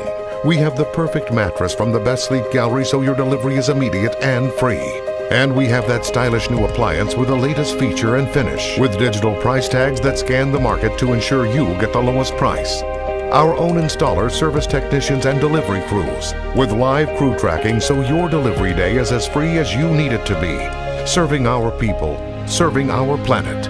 We are Biters Furniture, Mattress, and Appliance. And welcome back, STA Stadium, Williamsport Area High School. Got 28 seconds left to go here in the second quarter. Williamsport kind of running into a buzzsaw against Dallas, but we'll see if they can find something happen. Coach and I were talking off the air screen. That I like that a lot. We'll see. Play action. Going to roll them out and miss tackle. And George smartly gets out of bounds. I do believe he did pick up the first down, Coach. It's going to be real close, but I think he's got it. Yep. That took 8 seconds, and the clock stops. I like the idea. I was kind of fixated on George Whaley running around. I didn't really see many of the receivers. Oh, whoa. I didn't know you guys had these prompters. Those are nice. You can almost look at these, Cam. First and 10. You guys are the A-team, by the way. Yeah, mine's beautiful, Jamie. It is Look nice. at mine. Mine's so nice it's almost invisible. Going to go with the tailback keeper, and oh my, Nas gets to about the 12-yard line, and what a run that time by Nazir Hennigan. He fumbled the ball. They're going to give it to Dallas. Oh, geez, I didn't see that, Cam. Yep. Oh, no. And that's a backbreaker because there were 12 seconds left with the timeout. Ah, that hurts. Oh, I did not see that. Wait a minute. Oh, now wait a minute. No, he's pointing that way for a timeout. But he was giving the signal as the ball was changing He a was possession. giving the tomahawk chop. Correct. I totally agree with you. And he was two hands for a timeout, is it not? Or am I didn't see it on my monitor. Good. So it is Williamsport's ball. We're going to keep it here. Yeah, I'm thinking I didn't see any fumble anywhere. What's going on? I didn't either. All right, 12 seconds. Let's regroup, Cam. All right, now, Jamie, tell me I'm not crazy in the years I've coached. When there's a timeout, does the official not turn, face the team, and use two hands to signal a timeout? Football, yes. Yeah, I agree. But no, but he you looked saw like what he he was did. doing the tomahawk chop. He was showing a fumble. Well, hey. No fumble. Listen, Williamsport. 12 seconds. Out of timeouts, 12 seconds. First and 10, but that doesn't really matter. Ball's at the 16-yard line. Going to stop back. Looks to run up the middle, and oh, geez, they're going to have to hurry, and that's going to be the last play of the They're quarter. not going to get a play off. Which is okay, a little mojo. Yep, that's it. A little mojo. So that's the half, and, hey, you look at that score, it really doesn't dictate what type of ball game we're in, but at the half, like I said, Dallas 20, Williamsport 0. Williamsport will head into the locker room, see if they can make some adjustments. We're going to step out, take a quick breather. Coach and I will regroup, and we'll come back with a little bit of a halftime show. You're watching the high school football game of the week right here on WebbWeekly Live. Motors gives you a free lifetime warranty on every new car that you buy. Even after it's yours, we still take care of it like it's one of ours. Brian, after 11 years, you're still washing my car. For the last 80 years, we've worked hard to serve our community. We've added more and more dealerships to fulfill your needs. Whether you're looking for a new Ford, Mazda, or Chevy, knowing you have a peace of mind with our free lifetime warranty, you're covered forever. With every new vehicle, Murray Motors gives you a free lifetime warranty. That's a real deal. The Williamsport Area School District and Football Booster Club would like to take a moment to thank one of our sponsors, Euro Optic. You may know them as being a great company for high-end optics and outdoor hunting gear, but now they've opened up their own archery pro shop, Lycoming Archery, right in Montoursville, Pennsylvania. It actually shares the same building as Euro Optic, so you can't miss it. We encourage all you outdoor enthusiasts to check them out. It's right next to Lowe's in Montoursville. 2 showrooms, 1 location. They are the go-to source for all things Family outdoor. table away from home is Dolly's Diner, now with 3 great locations. The original Dolly's, Loyal Sock, behind Rita's off the Golden Strip. Dolly's Montoursville, where Dolly met Griggs. And now the new Dolly's, Park Avenue, Williamsport, formerly Donna's Restaurant. With those amazing breakfasts, daily and chef specials, sticky buns, and more, and Griggs Coffee and Peanuts. Don't miss it. Dolly's Diner, your family table away from home, covering the Williamsport area. Welcome to another season of Friday Night Lights. Come see us at Park Pizza here in Williamsport, our original location, or inside the Gamble Farm Inn in Jersey Shore.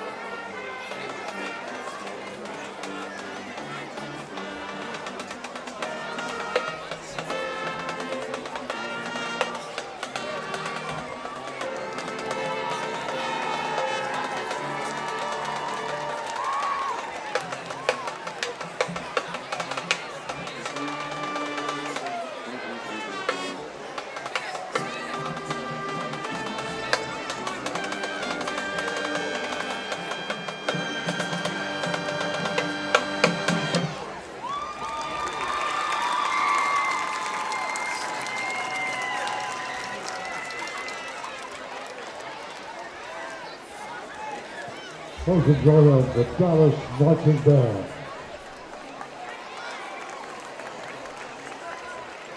Now, ladies and gentlemen, if you would check your 50-50 tickets, tonight's winning 50-50 ticket number 390610 390610. Tonight's winning 50-50 ticket number. If you have a pink ticket, King Kong is the best drink you can drink. It is the best drink you can drink. King Kong is the best drink you can drink. It is the best drink you can drink. King Kong. Oh man, great energy. King Kong energy the best drink you with the can drink. big boys. It If is you the want best the energy, drink you can drink. King Kong energy drink is the one you're gonna have to choose. Is the best drink you can drink. It is the best drink you can drink. King Kongin with Big Snoop Double G. King Kongin. Look at this. Family just got a whole order of King Kongin, like 5 or 6 cases. My mom loves it, my dad loves it, the whole family, all ages. King Kongin energy drink keeps you going all day.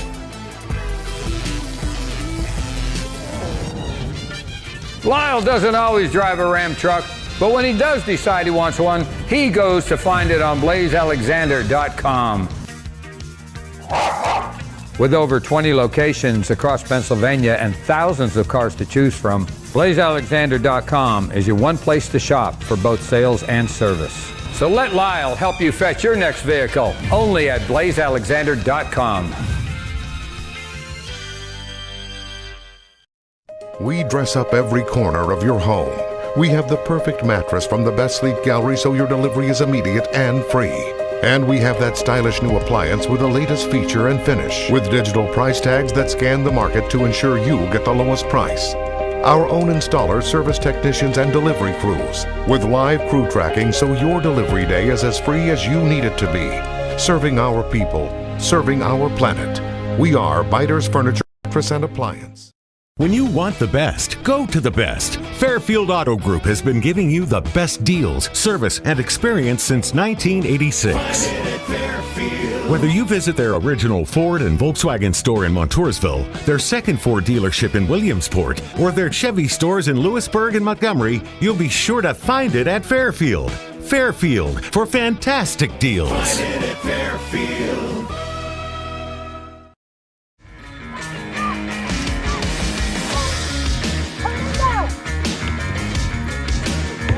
Fastma's speed, agility, and quickness camp. This is where we get it done. Improving everybody's quick turnover, everybody's agility, everybody in transition with sprints. All ages, all sports. You want it, we got it. Come to Fastmas.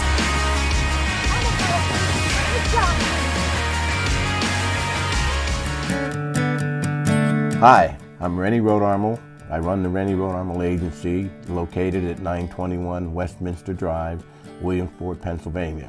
I think my passion is meeting with the customers one-on-one, reviewing all their needs and doing the best job we can to make sure they have the best available coverage at the best price. This agency stands out above a lot of them as far as customer service. Our philosophy is not to tell a customer what they need to do. We need to know what they want us to do for them and take care of them. Welcome to another season of Friday Night Lights. Come see us at Park Pizza here in Williamsport, our original location, or inside the Gamble Farm Inn in Jersey Shore.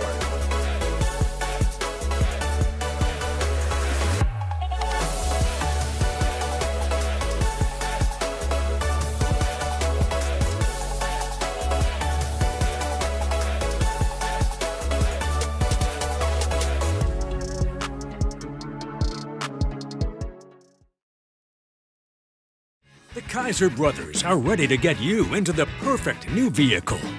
Find a Jeep for all your road trip exploits during Jeep Adventure Days.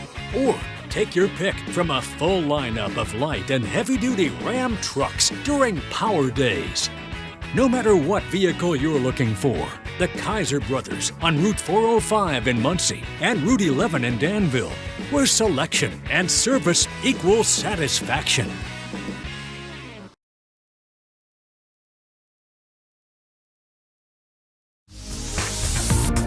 King Kong is the best drink you can drink. It is the best drink you can drink.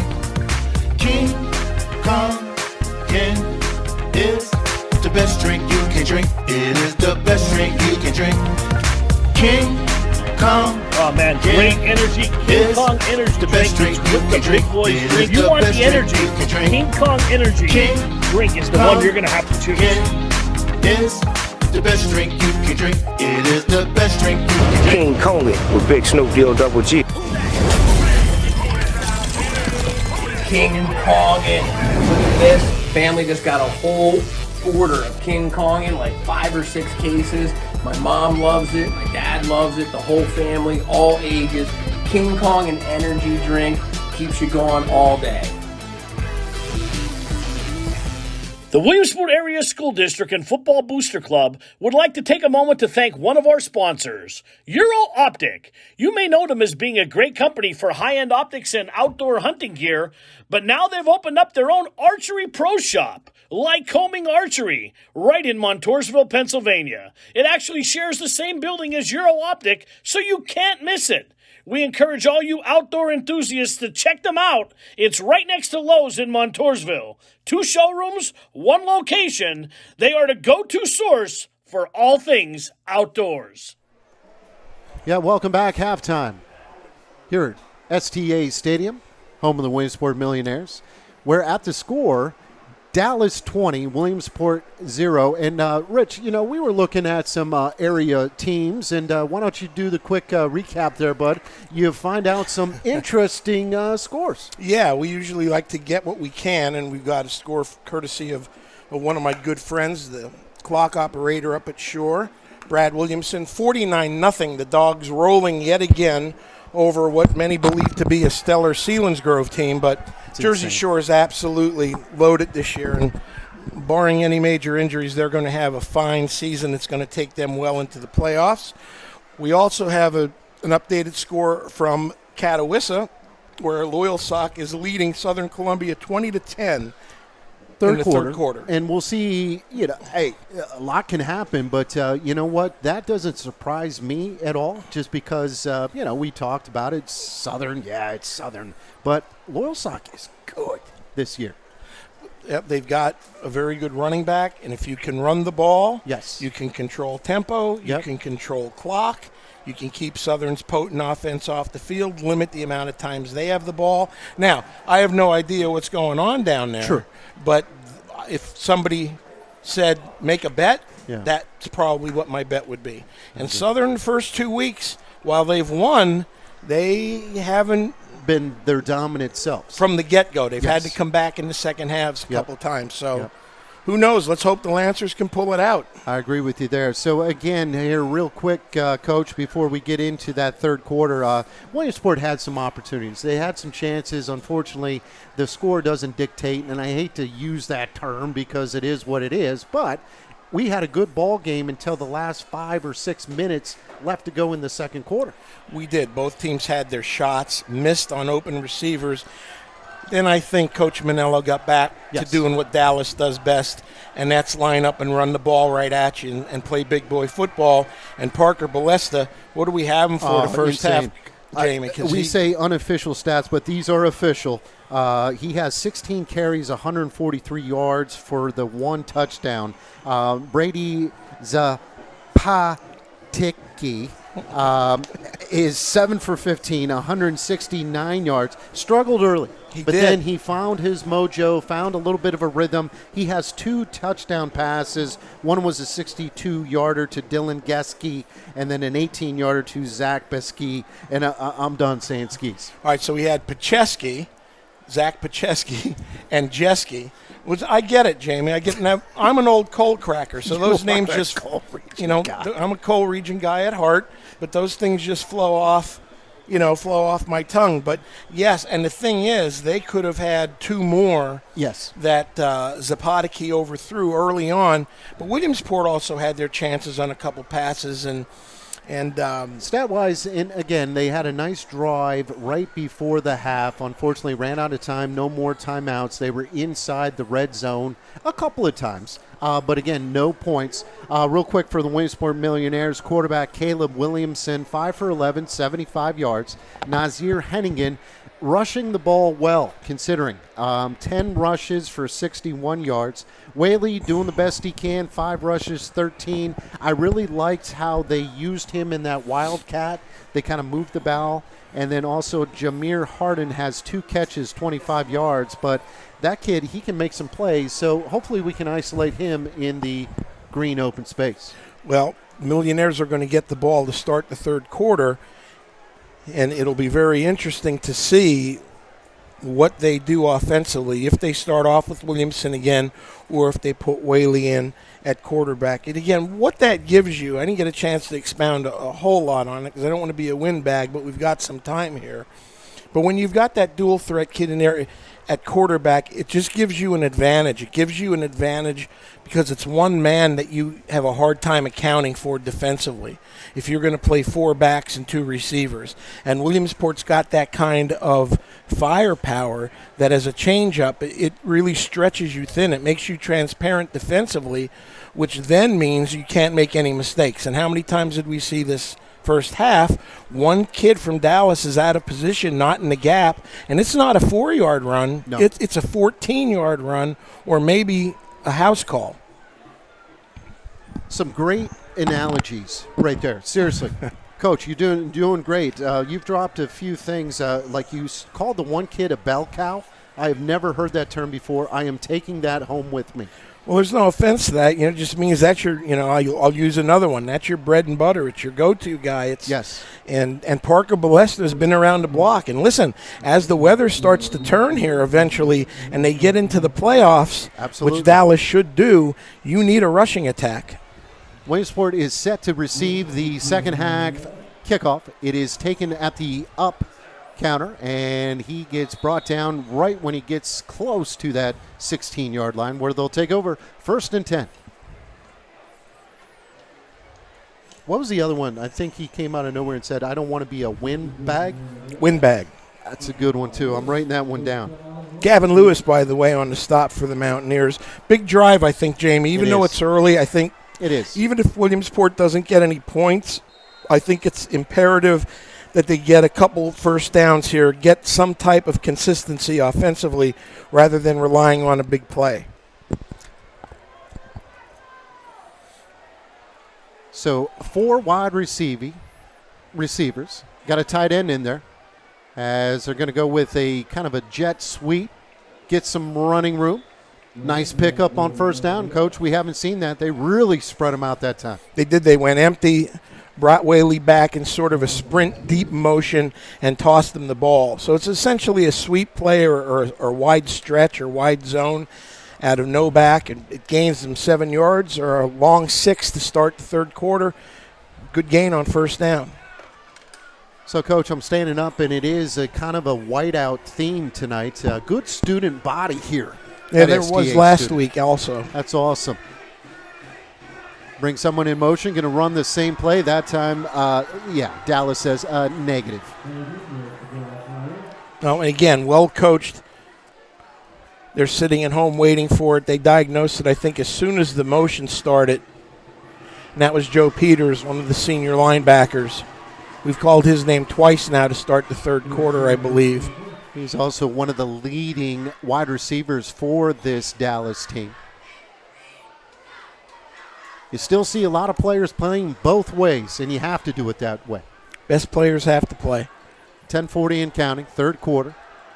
Little play fake, throws it up in the air, and he never saw it. That was a nice little ball fake, little pump fake, the pump and go, and he was there. Well, that was that screen earlier in the first half. I said, well, they'll fake that little bubble screen, and then they throw deep.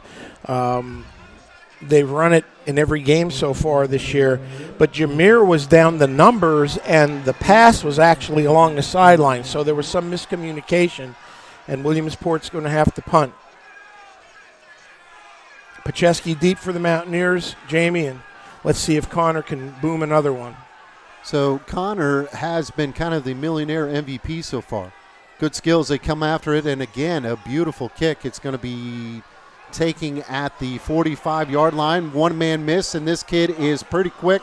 Cuts it back, and the coaching staff to the left of us, they were upset because he had a lot of real estate on the other side. Well, yeah, if he would have not cut back and stayed down the sideline, he had at least 20, 25 yards, it looked like. But big return for Pacheski, and this, it is imperative for Williamsport to keep Dallas off the scoreboard. Even a field goal, nothing. They can't give anything up here. I'll tell you, easier said than done. The tides have definitely turned. As we said, I got to look back. I should have wrote it down, but I think the score was 0-0 with about 5 minutes left to go in the second Under quarter. 5 minutes. Under 5 minutes. 4:37 or so, I think. And then it boom, was, boom, Jamie. boom. 3 Correct. touchdowns, and next thing you know, you're down 20-0. And they got people moving around all over. 3 wide receivers to the bottom. Quarterback is in the gun. Send one man in motion. Drop back to pass. Yeah, they should have a delay of game there, and I think they do. They were really slow getting their personnel where they wanted them to, and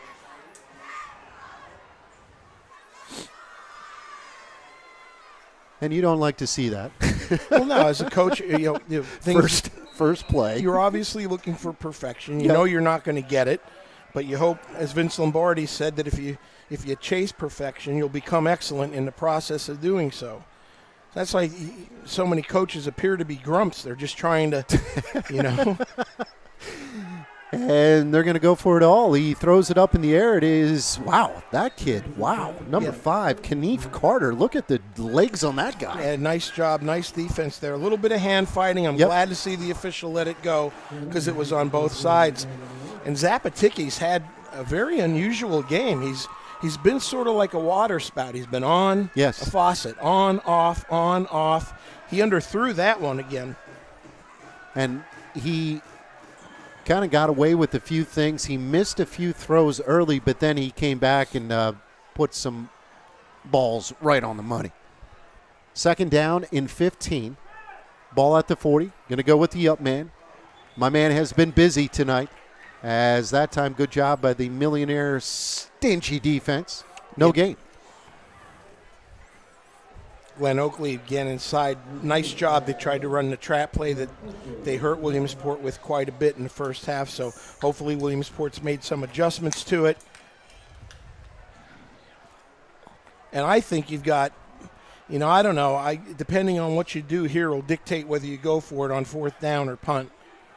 3rd and 15.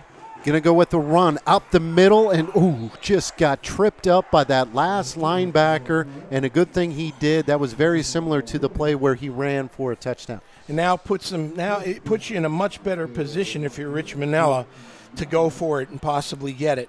And that trap play has hurt Williamsport the entire evening. But there's that stubbornness, that willingness to commit to a run game, because just the play before, Williamsport stuffed it. They come right back at you and do it again. And 4th down, they are going to go for it, and we have a late flag. It looks like someone moved. That's going to move them back 5 yards, Coach, and that's something you don't want to do. Nope, and I know I'm old-fashioned here, and this isn't going to go over very well, but I trot the punt team on the field. Yeah. And I tell them, no, kick it right out of bounds. Well, they're not going to, but that's why I said I'm old-fashioned. I think you've got them 20-0. The last thing I want to do is give Williamsport any momentum.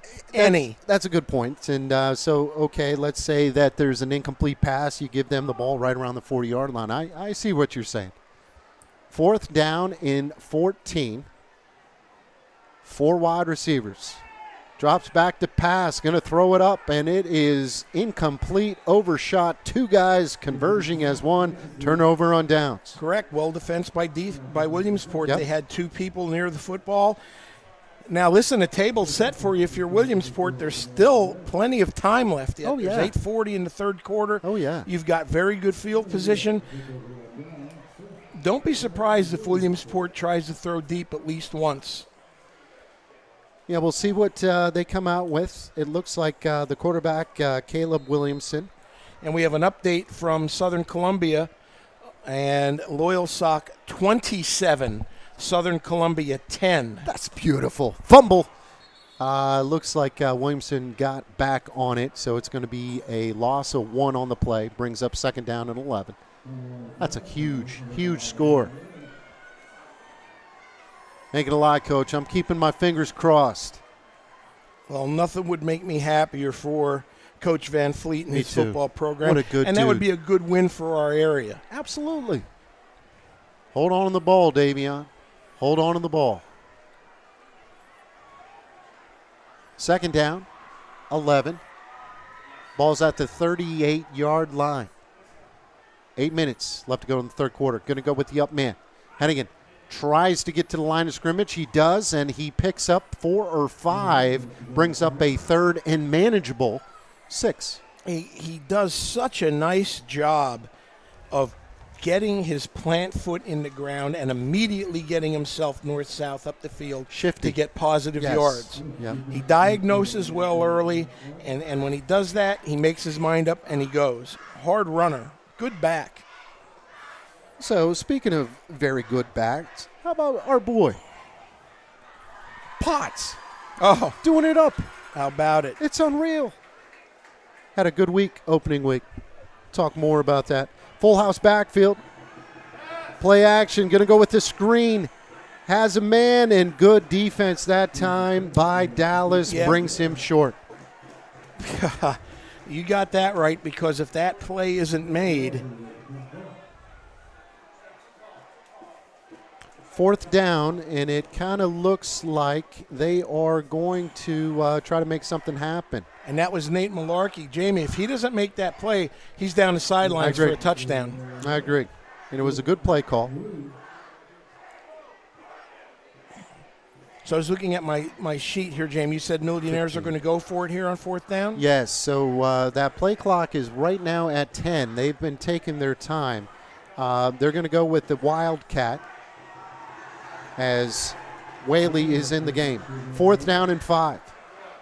Going to go with the run. He picks up the first down and more, and Hennigan cuts it back, cuts it again. He's going to score. He's to the 20, the 10, and touchdown. Williamsport Millionaires. Just like that. Beautiful. We'll get another look at it if we can, Cam. Great play call. Another one of your, looks like an RPO, but it's not. It's a give all the way. And watch, 1, 2 cuts, 3 cuts. This cut was 4 amazing. cuts, and there you go. And that's, you cannot coach that. No. That's ability, and he's in the end zone. And one play, Williamsport's right back in the football game. And that's why I said earlier, absolutely, I would have punted. Absolutely. And now we got a flag It's against a legal Williamsport. substitution. Okay. So no big deal. I believe they just move them back 5 yards. And it isn't any big deal with their kicker. Yep. Beautiful. Thanks, Tom. So just an update right there on Nazir Hennigan. 13 carries, 116 yards, 1 TD. The bulk of it was right there, as you know, Coach. But he's really been running the football very well. Had a big week last week, too. Correct.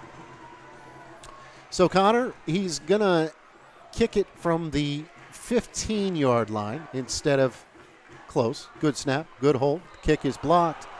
No good. That's a big block. It is. That's a big Okay, so block. you guys have this like touchdown celebration. I guess it's called the Park Pizza touchdown. Why don't you show me? Go ahead. Caught the opening play and all the way for a touchdown. Now that's a Park Pizza touchdown. Welcome to another season of Friday Night Lights. Come see us at Park Pizza here in Williamsport, our original location, or inside the Gamble Farm Inn in Jersey Shore.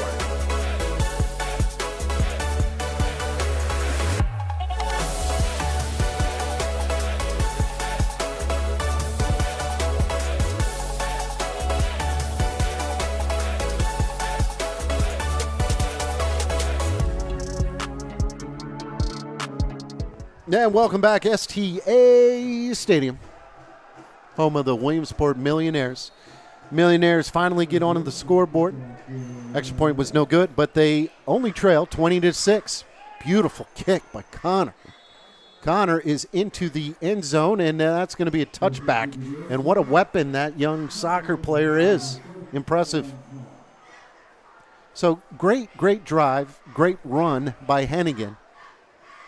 Gets Williamsport right back into it with 6:12 left to go here in the third quarter. Big possession right here, Coach. Big possession. I agree.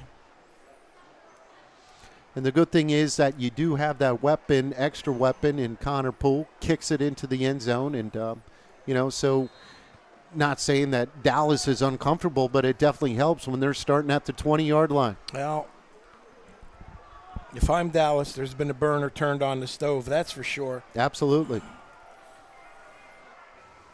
Going more with a traditional pro set on 1st and 10. Quarterback under center, backs are in the eye. Going to run up the middle. Williamsport knew it was coming, but again, that crafty running back picks up 4. Big boy. And now you've said earlier you were wondering about my definition of a bell cow, right? Yes. This is what the definition of a bell cow is. We'll see if they put the offense on Parker Balesta's shoulders in that front line of Dallas and says, get us back where we're not feeling as much heat. Absolutely. The clock continues to run, but it is early, third quarter.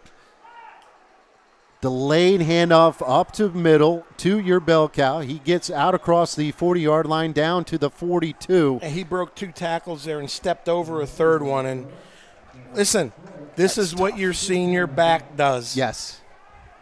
He's made some great plays on the defensive end, but right now just, give me the ball, coach. So I'm happy you're seeing the fruition of bell cow. Oh, yeah. No, right in front of your eyes. I'm taking it home with me. Trust me. Backs are in the eye. Play action. Wide open in the flat. Yep. Poor throw.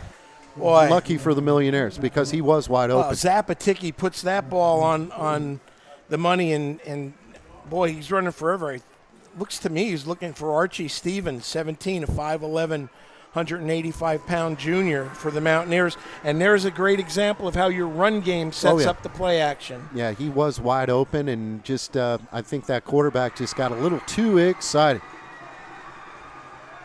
So that brings up a 2nd down and 10 as the Williamsport student section is going a little ballistic.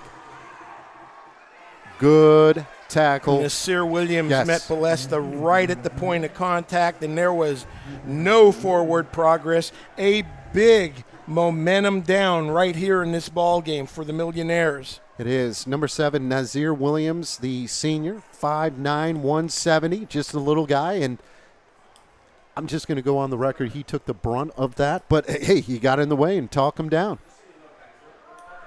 3rd down and 12. You said it, Rich. This is a big play. They're going to go with the spread. 2 wide receivers to the top. Quarterback is in the gun. Drops back to pass. Looking left. Throws across the middle. And it is incomplete. Batted away at the last second by Jameer Harden. Jameer did a nice job not to quit on that pattern, but Zapatiki again, just a hair behind Pacheski, who he was looking for over the middle of the field, and Williamsport is able to turn the Mountaineers away again. Plenty of time, Jamie Spencer. Plenty of time. I'm telling you, I'm starting to get goosebumps again. 4:25 left. I hear Clock you. stopped in the 3rd. Should get decent field position. You got the little guy, Salaj Moses, standing at the 22-yard line. Decent kick. And calls for the fair catch, and he gets it at the 28. Oh, I think Dallas should be thankful he did because there was nobody around him. And I think that kick was one of those kicks that got down there in a hurry, Rich. He wasn't expecting that. So like you said, 4:17 left to go here in the third quarter. Jamie Spencer along with the coach, Rich Zalonis. My man, Cam Crosley. Making us look good. Same with Big Mike. Making us look good. And then Tony chimes in from time to time and gives us some stats like we actually know what we're saying. It's beautiful. You guys are good. I mean that, Cam. One of the things I've been fairly impressed with tonight, Williamsport has kept people off of the quarterbacks for the most part. Going to go with the quarterback keeper, tries to get to the outside. Whaley picks up 3. Good pursuit angle by that one linebacker there for Dallas. Well, it all starts outside in, Jamie. Yep. With the cornerback keeping his leverage and forcing everything back so that pursuit can run him down, and that's exactly what happened there.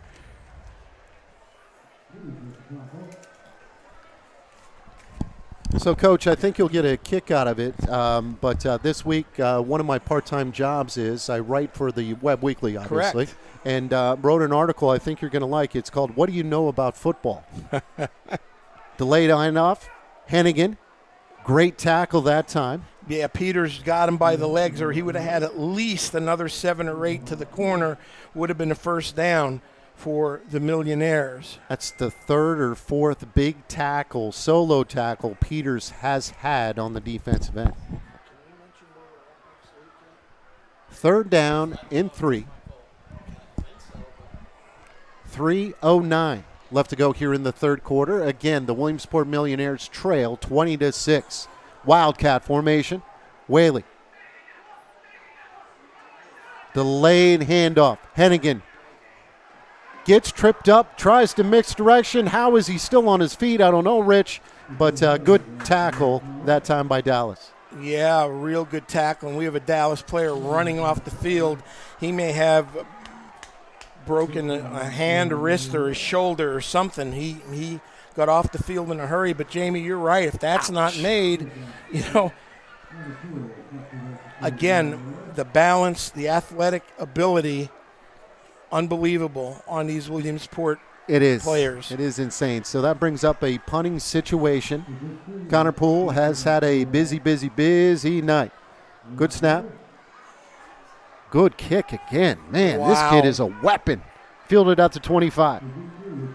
Makes one man miss.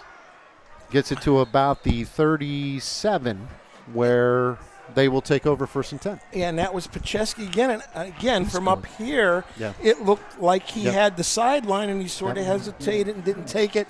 And somebody's shaking up for Dallas. I think that's him, actually.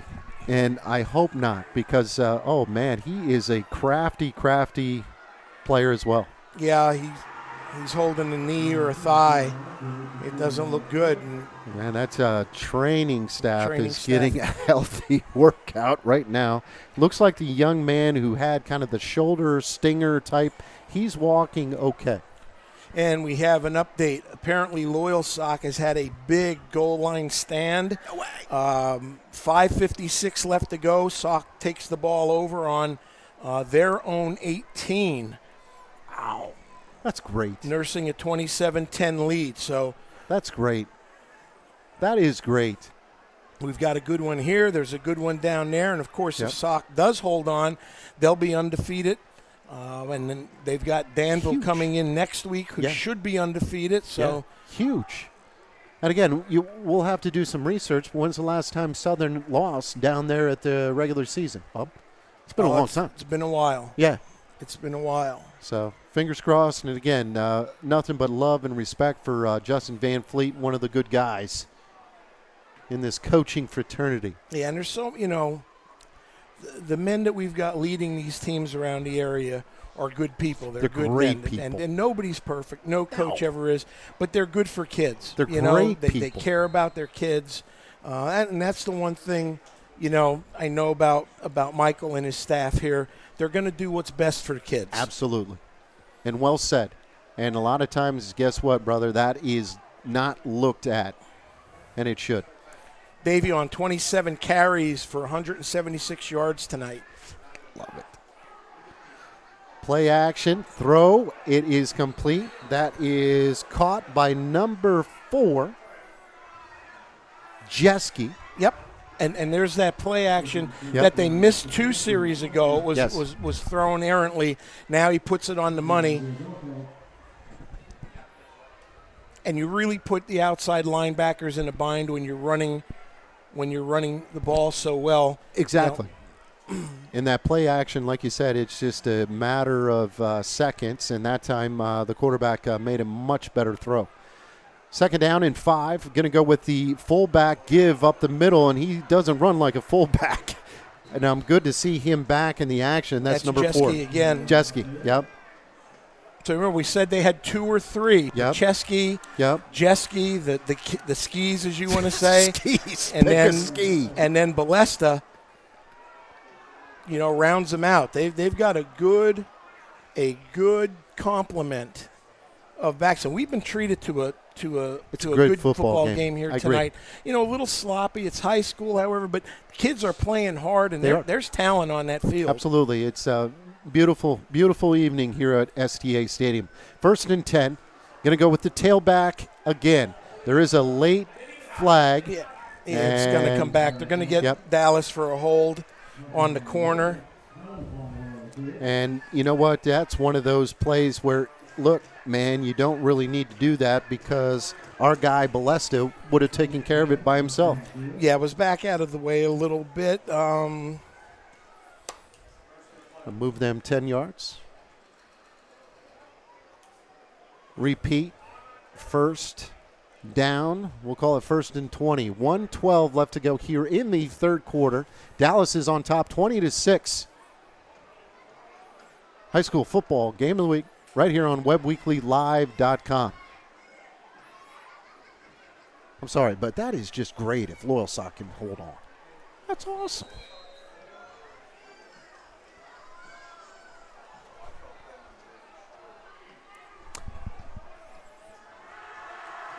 Two wide receivers to the bottom. Play action. Here comes the heat. Throws it, and good pursuit that time. Number 58. Let's give him some love. I'm going to turn the page. That is... large pressure put on. And we don't have a 58 on the roster. So. No. I'm blaming my... unless it's a 56, and the numbers shrunk down. But I believe that's an 8. Yep. And again, I know that Paul Bowe isn't here, but I'm blaming him. Yeah, but there's no 56 on the roster either. Yep. So whoever it was, they gave lots of pressure right away, and that's how you have to attack that play. Delayed handoff. Bateski, and he's got some running room, and look at this guy go. He is all the way to the 5. He's going to go in for the touchdown. Touchdown, Dallas. Wow. That was impressive. Yeah, Jamie, that's 205 pounds outrunning solid people down the sideline. This young man's just tacking even more on. Another 44 yards, I believe, Tony added on. He's close to 200 for the night. Easily. Parker Balesta, like you said, 6 foot, 205, stud linebacker, stud running back. First Southern Columbia loss in the PHAC. Really? In 12 years. 12 years. Who was the team that got them? Don't know. Maybe Mount Carmel. Or I think Warrior Run got them. One fluke. But good research there. Extra point, good snap, good hold, kick is up, and you're right, man. When he gets a hold of that one, it looks easy. Yeah, so he's got a good leg. 27-6. 45 seconds to go here in the 3rd quarter. Don't go anywhere, folks. We will be right back. High school football game of the week right here on Webb Weekly Live. The Kaiser brothers are ready to get you into the perfect new vehicle. Find a Jeep for all your road trip exploits during Jeep Adventure Days. Or take your pick from a full lineup of light and heavy-duty Ram trucks during Power Days. No matter what vehicle you're looking for, the Kaiser brothers on Route 405 in Muncie and Route 11 in Danville, where selection and service equal satisfaction. Welcome to another season of Friday Night Lights. Come see us at Park Pizza here in Williamsport, our original location, or inside the Gamble Farm Inn in Jersey Shore.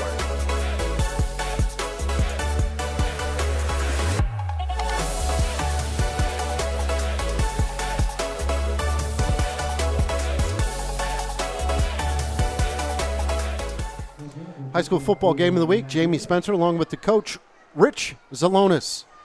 Williamsport will take the kickoff off. Gets to the 15. Good pursuit. Does not get to the 20-yard line. That is number 21, Salih Moses.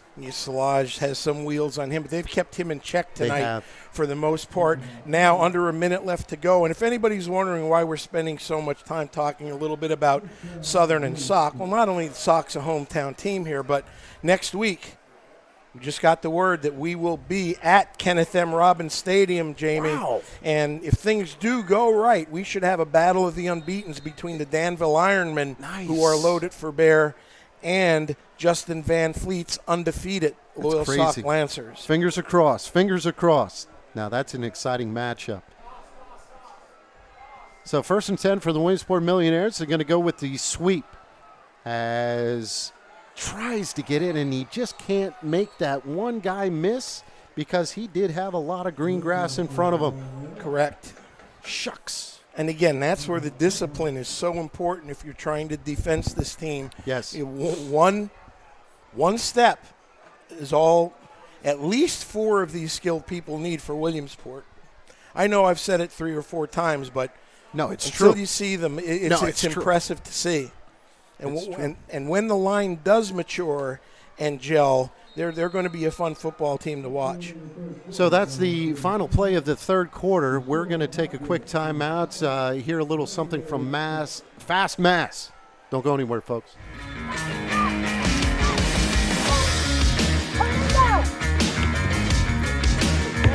Fast Mass Speed, Agility, and Quickness Camp. This is where we get it done, improving everybody's quick turnover, everybody's agility, everybody in transition with sprints, all ages, all sports. You want it, we got it. Come to Fast Mass.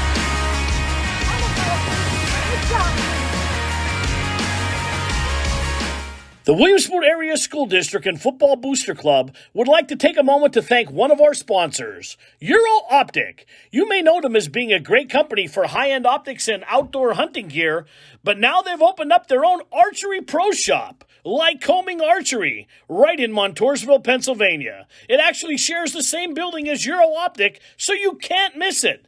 We encourage all you outdoor enthusiasts to check them out. It's right next to Lowe's in Montoursville. 2 showrooms, 1 location. They are the go-to source for all things outdoors.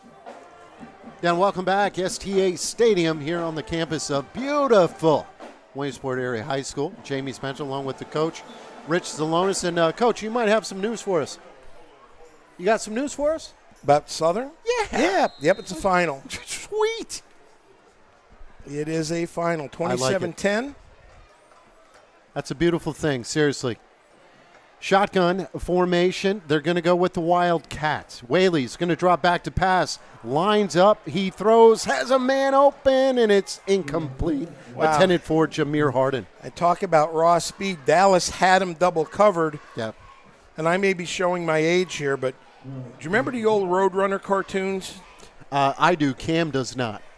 Well, all 3 players, the 2 Dallas defenders and Jameer, were even for about a second, and then all of a sudden, Jameer decided to shift into turbo and literally ran by both of them, but unfortunately the ball was overthrown.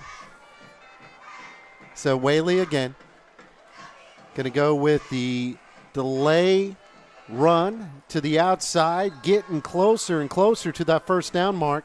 That is Hennigan, who is running the football very well out of that Wildcat. It's going to be just short, Coach, and that's going to bring up a 4th down, and we will call it 1. I think the Millionaires do have to go. I don't see any punter coming on the field. So 11:20 in counting. 27-6. Millionaires trail. 4th down in short. Quarterback Keat going to get the first down. Good surge and gets inside that, across the 30-yard line. Good job, George. Yep. Another first down for the Williamsport Millionaires. And again, just shucks. This Dallas team is as good as hyped, though, Coach. They are undefeated, and they're going to be a tough out in that conference. A lot of good football team in that conference. Correct, and they've got some obstacles in front of them. Yeah, so, you know, they're not out of the woods, and they're playing in that Division I. They've got West Scranton, Valley West, an undefeated Hazleton team who won again tonight, very big. Hennigan has some running room, picks up another 10, 11 yards, and I'll tell you, keep those chains moving. You're right. You get him in open space, and he can make some guys dance, and he can make some guys miss. You just can't make any mistakes. You have to be so sound. And, you know, that stresses you. That not only stresses you and keeps you up as a coordinator, but also as a player. Yep. You have to be accountable. Quarterback boot. Whaley. Getting 3, getting 4 yards every time that he gets a little nip. Brings up a second down, and we will call it a lengthy 6. And in between plays here, as we're looking ahead for the Millionaires, Jamie, very interesting schedule. They will not return to STA Stadium until October 7th against Wyoming Valley West. They'll go 3 in a row at Berwick, at Crestwood, and at Central Mountain. So back to back to back, they'll be on the road. And then after Valley West at home, they're on the road 2 more weeks. Yeah, that's tricky. Second down and 7, ball's at the 47-yard line. Whaley's going to throw. Has some time, lobs it up in the air, and it forces that one, and it is intercepted. Nice play. As Joe Peters went up and picked that ball off. He's a good athlete. One amongst many out there Absolutely. Tonight. On both sides. And no nonsense tonight. No John. No, we had one play very early on. Yep. This is what you want to see. I mean, athletes being athletes, getting put in positions to showcase what they can do, and just good, hard football. And again, like you said, fun night, good crowd, healthy crowd. The band was spectacular again at halftime. A lot of fun. And I hope the community continues to support this team because they're only going to get better. The more they continue to buy into what Coach Pearson wants to do, it's not going to happen overnight. But even though the scoreboard doesn't look it right here at the moment, they've had many positive moments tonight on both sides of the ball. And again, we'll see what happens in the next 9 minutes, but they've held this potent offense in check for most of the game. And right as I say that, the big guy just runs up the middle and he's gone. Wow. Yeah, wow. This is impressive. Wow. He's impressive. He's going to play at another level if he'd like. But I would be remiss, Jamie, if I didn't say earlier when we talked about this, the continuous. Now, Coach Manello in the second quarter made the decision to start pounding the football. You're seeing the real effects of it now. When these teams lean on them and lean on them and lean on them, you start to get tired, and this is what happens. Absolutely. And Williamsport's worn out up front. Yep. Just plain and simple. But, boy, you talk about an impressive back. This young man is something else. He's strong. I'm so impressed with his quickness. Wow. That is crazy. So right now we have him at 298, Coach, 3 TDs. And I'm sure he's going to get a chance to run it one more time. So the point after, try to make it 34. And yes, there you go. 9:06 left to go here in the fourth quarter. The score 34-6. We're going to step out, take a quick breather, but don't go anywhere, folks. We still got a little bit of time left. Hi, Blaze and Lyle here, and with all the interesting SUVs out there, Lyle doesn't always choose to drive a Kia, but when he does, he knows to find it on blazealexander.com. With over 20 locations across Pennsylvania and thousands of cars to choose from, blazealexander.com is your one place to shop for both sales and service. So let Lyle help you fetch your next vehicle, only at blazealexander.com. Hi, I'm Rennie Rodarmel. I run the Rennie Rodarmel Agency, located at 921 Westminster Drive, Williamsport, Pennsylvania. I think my passion is meeting with the customers one-on-one, reviewing all their needs and doing the best job we can to make sure they have the best available coverage at the best price. This agency stands out above a lot of them as far as customer service. Our philosophy is not to tell a customer what they need to do, we need to know what they want us to do. Now, welcome back, STA Stadium, high school football game of the week. Crestwood. As Millionaire takes that right at the 10-yard line. He'll get across the 26, and I'll tell you, 34-6, these guys are playing some good football. Ouch. Yeah.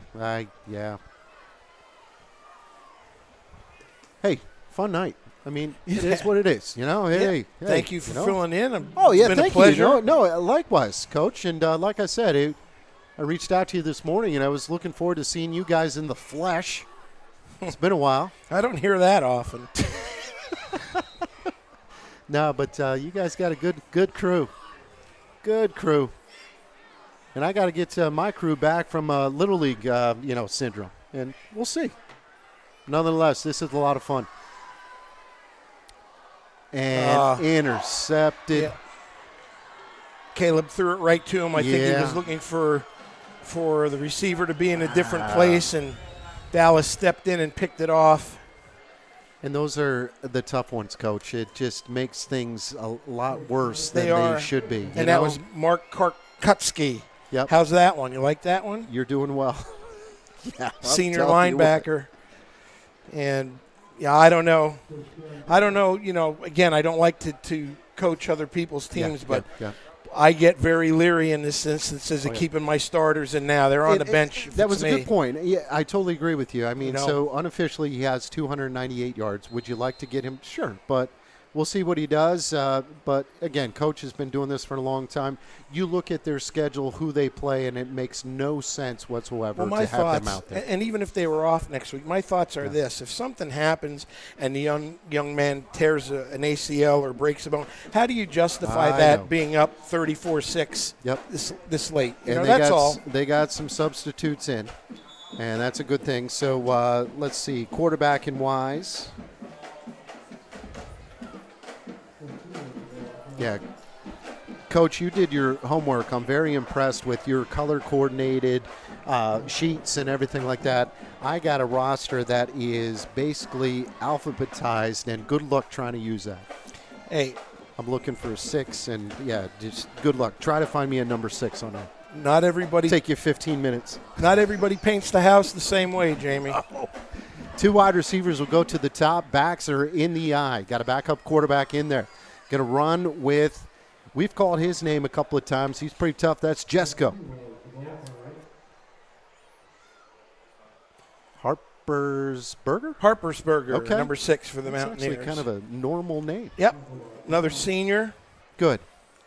Again, talking with Richie on the field before the game, and as I stated, Coach Manello and I go way back. Isn't that fun? It is. It's a fraternity. Dude, it really is. Awesome. It's great. See each other at the beginning of the game. Big hug, great. big handshake. Absolutely, man. And he was really happy with this team. And he told me 2 different occasions in the conversation. He said, "Coach, they're good kids." Good. You'd like to see that. And we're going to have a run up the middle. Number 21, who you got, Coach? I got Mike Lewis, a sophomore. Attaboy, Mike. Well, I think put the exclamation point on this. Yep. Even though there's 7:15 left. Another touchdown for the Dallas group, as they have been very, very, very impressive since kind of halfway through that second quarter. Scoring at ease. And like you said, Rich, they're running the football. They've had a couple of bang-bang plays, passing, but just sticking to what they do best, and that is just grind it out and run up the middle and boom, boom, boom. Score some points. And we have another final. Good snap. Kick is up. And the kick is good, and that will make it 41-6 with 7:15 to go. And before we break, if we're going to Montoursville, 24, Lewisburg, 21. Those teams always play close games back and forth. How about it? And that's good. And a touching story over there at Montoursville that we'll probably get into. But let's step out, take a quick break. We'll be right back. High school football game of the week, Webb Weekly Live. Murray Motors gives you a free lifetime warranty on every new car that you buy. Even after it's yours, we still take care of it like it's one of ours. Brian, after 11 years, you're still washing my car. For the last 80 years, we've worked hard to serve our community. We've added more and more dealerships to fulfill your needs. Whether you're looking for a new Ford, Mazda, or Chevy, knowing you have a peace of mind with our free lifetime warranty, you're covered forever. With every new vehicle, Murray Motors gives you a free lifetime warranty. That's a real deal.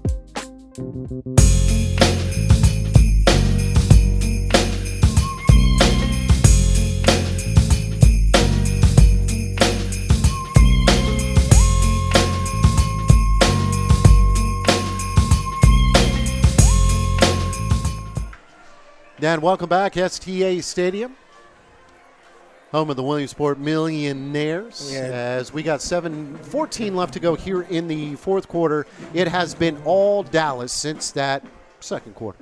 Yep, and George had a little bit of an issue trying to field the ball, but that's okay. The young man's played very, very well tonight. I agree with you. They've gone back and forth between that Wildcat and the regular offense, and Caleb's in there now, back at quarterback, the last 7 minutes and change for the Millionaires. And, Coach, he's been busy on the defensive side of the football as well. Oh, he's Made going to a be tired lot tomorrow of morning, tackles. absolutely. And most of them are. Yeah, trying to run and chase that Parker Balesta is easier said than done. Young man was close to 300 yards tonight. So the clock will be running. And we got a penalty. It's going to be on Williamsport for movement up front. It's kind of the second or third time they've had that. They put the halfback in motion, and unfortunately, Rich, it looks like he's kind of leaning towards. He's trying to jump the gun. Yeah, he's getting a little excited. Yeah.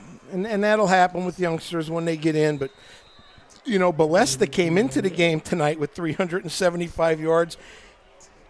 He's going to leave here with a ton. Yes, he is. And this kid has been running pretty good. Oh, there goes Nasir. Nasir cheats to the outside, has one man to beat, gets knocked out of bounds at the 45-yard line. But I'll tell you what, I've seen a lot of good things by number 4. Yeah, Ben Wickenheiser made a touchdown-saving tackle, had the angle, and Nasir still almost outran him. Yeah, he's fast. He's got good size to him, too. Yeah, lots of speed on the field tonight on both sides of the ball for both teams. Yep. And again, you know what? Hey, it is what it is. This might be the second union for Dallas, but I would like to see them kick in to the end zone. Sure. Score some points.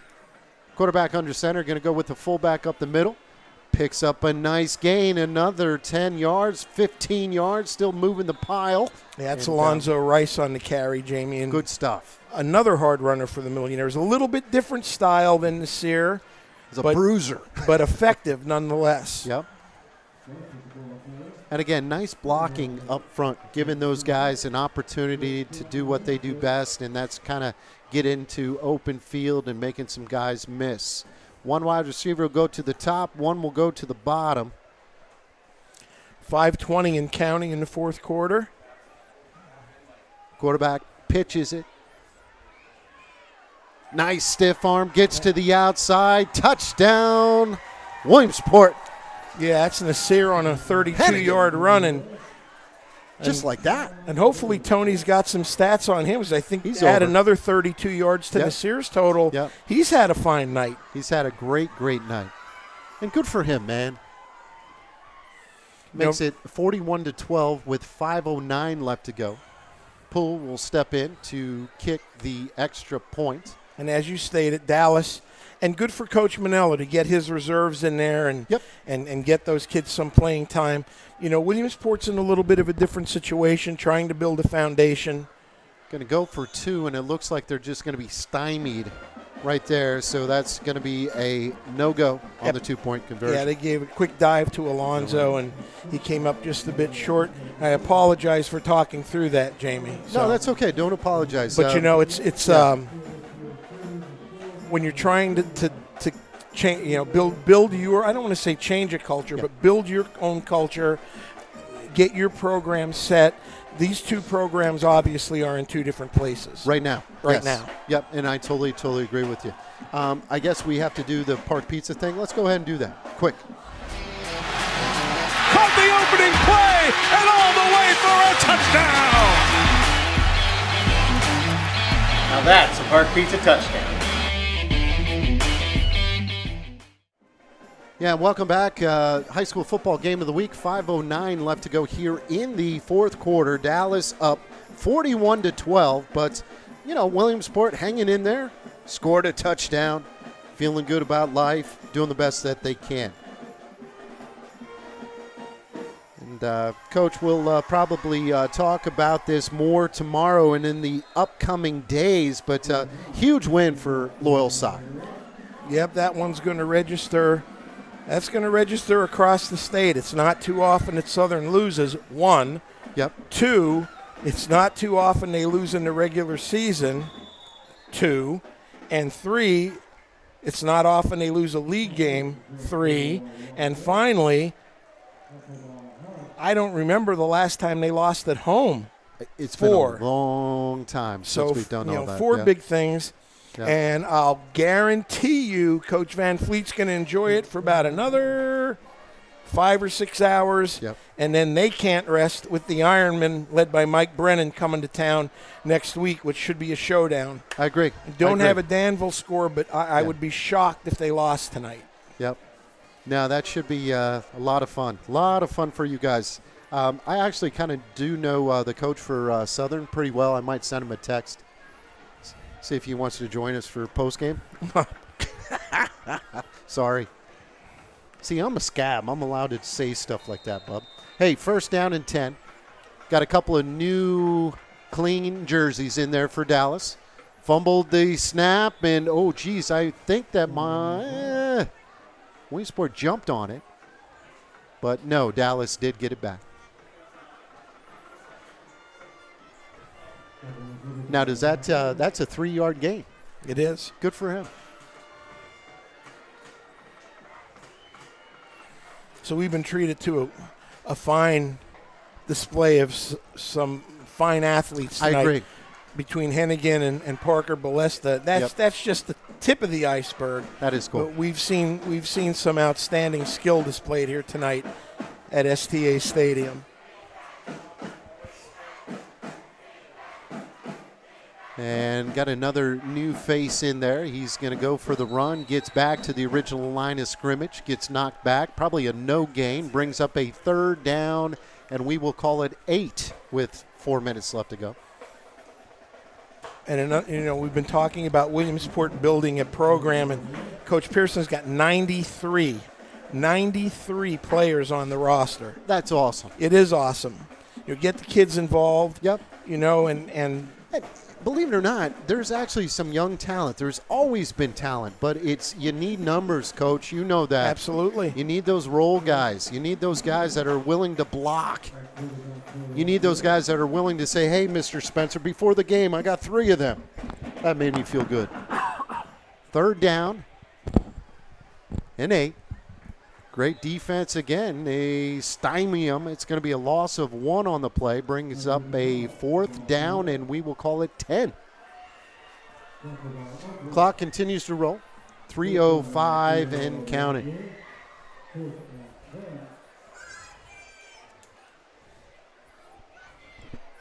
Punting situation for Dallas.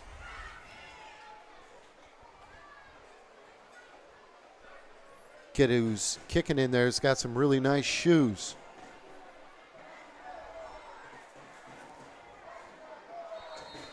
I believe that is Chop Yak. And we got a time out. Yeah, there's Dallas. They're looking for people in the stands to go in there to be part of the 3rd string punt team. Well, I think he had a shoe issue on the sideline. It appeared to be or something, but too funny. Great night for area teams. Yeah, really I mean, cool. right here within the vicinity. Absolutely, Montour winning. Our teams. Sauk winning.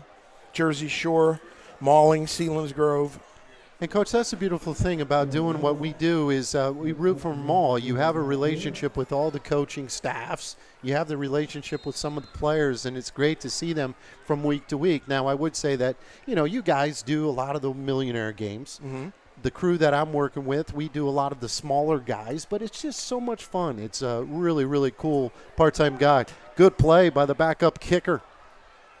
Saves a touchdown. And kicks it to the up man. Oh, man, there's flags everywhere.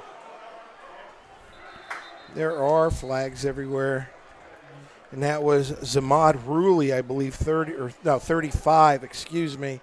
Aiden Everett, who had that return, which lasted quite a while, but I think we've got blocks in the backs or holds. And this happens at this stage of the game. You simply just don't have the time to work with second and third string people on special teams. It kind of reminds me of, seriously, Rudy. Like, what do I do? Just stay out there. And that's exactly what it is. That'll stop the clock, 2:25, while they sort this out. As they are going for a lengthy stroll. Moving it back to the 37-yard line, where Williamsport will take over 1st and 10. Take a look to see who they got in there. Quarterback remains Caleb Williamson. Going to give it to his up man as he busts to the outside, makes one guy miss, and he is on the way for another touchdown. Going to get to the 5, to the 10, 5 touchdown. Yeah, it's Nasir Hennigan again. Well, he definitely got over 150 that time, bud. Impressive.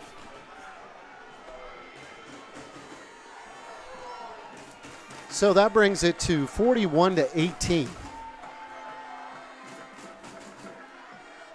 Nazir's having a great night. 2:02 left to go here in the fourth quarter.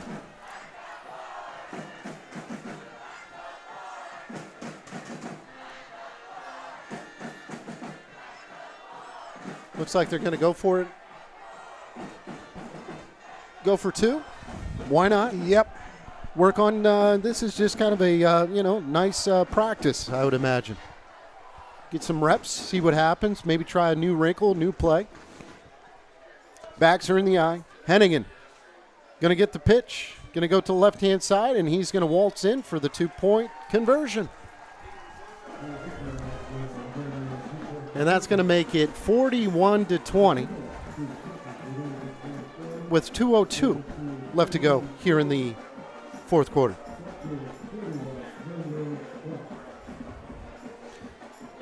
Park Pizza touchdown. I'm sorry. I'm getting used to it. All right, let's go. Caught the opening play and all the way for a touchdown.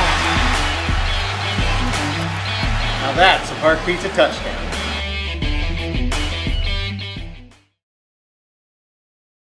We dress up every corner of your home. We have the perfect mattress from the best sleep gallery so your delivery is immediate and free. And we have that stylish new appliance with the latest feature and finish, with digital price tags that scan the market to ensure you get the lowest price.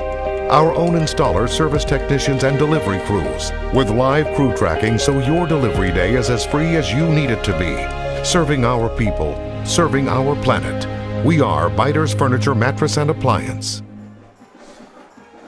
Welcome back. High school football game of the week right here on WebbWeeklyLive.com. Jamie Spencer along with the coach, Rich Zalonis.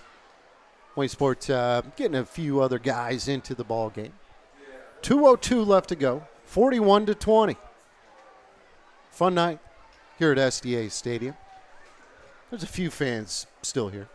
The band has been rocking all night.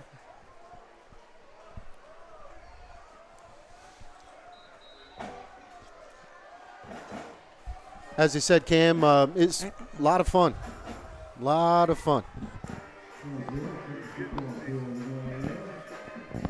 And you guys, is that official? Facebook official? You guys might be doing the Danville Loyal Sock game next week? Stamping it? All right. Cam nodded yes. Okay, let me make a few phone calls. We'll see. Let's put money on it. No, I'm just kidding, Cam. Good kick that time by Connor Poole. That kid kicked it out of the end zone. Yeah, 2 fine kickers tonight. Yes. One went awry on 1 extra point for Chopiak, but other than that, they've both been sending them into the stratosphere. Well, and Coach, you know how it goes. I mean, heck, you got former players who have sons that are scoring touchdowns. I have friends that have players on the field that are now in high school. It's just impressive, you know? So basically, I'm old. No, I'm just saying it's cool. Oh, okay. But well, no, it is cool, and that when you get into this business, and you know, you do it a long time. Absolutely. You know, thank God I've been blessed to be able to still do this and have an opportunity to broadcast, and it's fun. And you know, you sound good. And the funny thing is, this is so much easier than coaching on that sideline. Well, Dallas is going to run the clock out here, and I like that. I like that a lot. Yeah, they've got nothing to gain. Nope. They're going to move to 3-0 on the season, Jamie, and they're a good football team. As we said, they'll head to West Scranton, and personally, I don't think they'll have a problem with the Invaders up there, and then they'll have a showdown with Valley West, and then the big one will be at Hazleton, who I project to be undefeated at that time also. And they're legit this year. They're legit. They won big tonight again over North Pocono. So wow, those two are on a collision course. Yeah. So the loss of 1 will bring up a 3rd down, and we will call it 11:54 seconds to go, just in case if you're counting. And again, as we mentioned earlier, Williamsport's going to embark on a 3-week road trip at Berwick next week. A much improved Berwick team who could be undefeated at this point. Lost to Southern after leading against them ahead of Valley View last week, ended up losing the lead and lost the game. So it's going to be no walk in the park. But I know Williamsport's going to show up to play, and it'll be a good game. And I'll tell you what, they were close. I think Dallas was by far the better team, but you know, they had some studs. But Williamsport take away a few good things, and it's not the end of the world. I mean, you're 1-2, you're competitive. Correct. You're fine. You're fine. The scoreboard's not going to necessarily show that so much. No. But they were competitive. Absolutely. And there's a lot of positive things to take from tonight's game on both sides of the field, you know, for both teams. So, you know, good luck to the Mountaineers the rest of the way, and good luck to Coach Pearson and the Millionaires at Berwick next week. Crispin Field, always a nice experience to play down there. There's so much tradition, so much great history, and I agree with you. Yeah, so it was good. So I don't know what you guys normally do. Do you kick it to commercial, then come back, wrap things up? Okay, let's do that. We still have to pick our player of the game. I got a couple of ideas, and we'll get into that later. Don't go anywhere, folks. We'll be right back.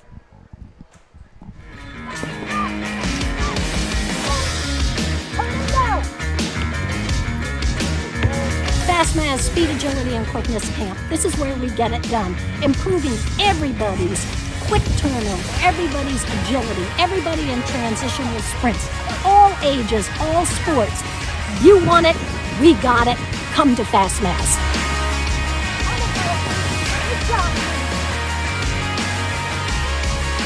Table away from home is Dolly's Diner, now with 3 great locations. The original Dolly's Loyal Sock behind Rita's off the Golden Strip.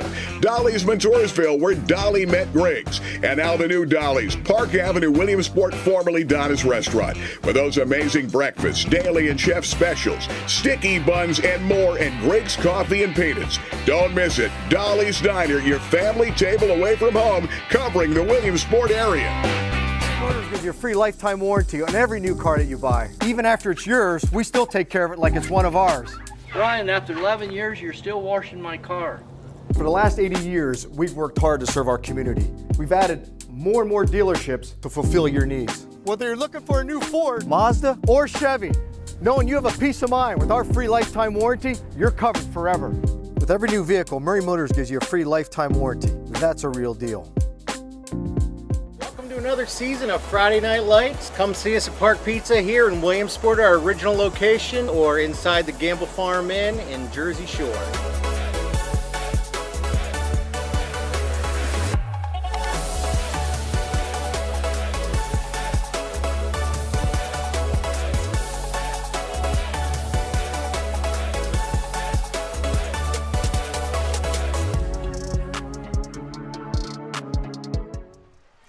And welcome back. Post-game show. Jamie Spencer along with the coach, Rich Zalonis. Enjoyed it, Coach. And, hey, like you said, we saw a lot of good football players making some good football plays. Maybe Dallas might have been a little bit better on the team front, but, again, nothing. We'll learn from it, and Williamsport's going to be fine. Yeah, they'll be fine if they choose to continue to buy in and work and get better every week. I mean, certainly they're not happy with the results they've had on the scoreboard 2 of the 3 weeks, but you can see the potential here. Absolutely. And there's a vast amount of potential. Now it's just a matter of continuing to have that good attitude day in and day out, listen to what you're being coached to do, and buy in. You hear that saying so much, but it's true. You've got to believe in what you're doing and make an effort to get better personally every day, and I think things will fall into place. I mean, certainly the first step is to get participation, which they do have a ton of kids out. It's awesome. Now keep them out, develop them, and I think things will only get better. And it's tougher nowadays than it was back in the day to keep those kids in plant. But, again, Mike, I got a lot of respect for him. If there's a guy that can get it done, it is Mike. Regardless of that, looking ahead, so the Millionaires next week, they are going down to Berwick. We'll see how it goes. Obviously, they got, we'll see how it is. But there is a couple of things that we need to take care of. We need to do our players of the game. Something that you guys do, and I think it's great that you honor the individuals that really stuck out. I'm going to go first, and I'm going to go with the Williamsport kid, Nazir Hennigan. He was very, very impressive to me tonight. He racked up a bunch of yards. Okay, maybe against, in the second half, but again, he was the only or one of the very few bright spots the whole game. 16 rushes, 254 yards, 3 TDs. He's dynamic. He is fun to watch, and I expect big things from him moving on down. A good football player, did what he does. Yes. And did it well. And, I know a couple of the big runs did come towards the end of the game, but he racked up enough of yards before that to be worthy of the award. For Dallas, I don't think it's any question. The triplets showed up, as they usually do for Richie Manello, but Parker Balesta, 23 carries, 298 yards, 3 touchdowns, caught a couple passes. He's double digits in tackles. He's everything advertised. Yeah. And I'm going to use another one here. Yep. He's definitely a throwback, a bell cow throwback, whatever. But I'm going to tell you what impressed me the most about Parker Balesta tonight, and that was his speed. Because on at least 2 of those long runs, he outran some very gifted athletes, and we're talking about a 200-pound plus young man. So hats off to him. Just a tremendous football player. And I want to say that he had 298 yards by about the start of the fourth quarter. Correct. Richie, beautiful Richie took him out. And again, at that point, there's no sense in getting him whatever. You want him healthy. The best ability is availability. Absolutely. And as things go on down the road, Dallas has their sights, I'm sure, on the postseason. So there you have it. With a win, Dallas moves to 3-0. They're good. They're going to win some football games, and we'll have to keep an eye out for them, see how they're doing. Williamsport, on the other hand, goes to 1-2. But again, we'll see if we can kind of rejuvenate, keep that emotion, and keep on improving. That's about all you can do. But other than that, man, it was a really fun night. I appreciate you guys letting me pinch hit. Paul Bowe will be back next week, as far as I know. Our crew might be back, and just day by day. But for everyone, for Rich Salonis, Big Mike, Tony, we also got Cam. I'm Jamie Spencer. The final score for the final time, 41-20. Dallas over the Williamsport Millionaires. Thank you very much, folks, for tuning in. Love all the feedback, and it was a fun night here at STA Stadium. Thank you.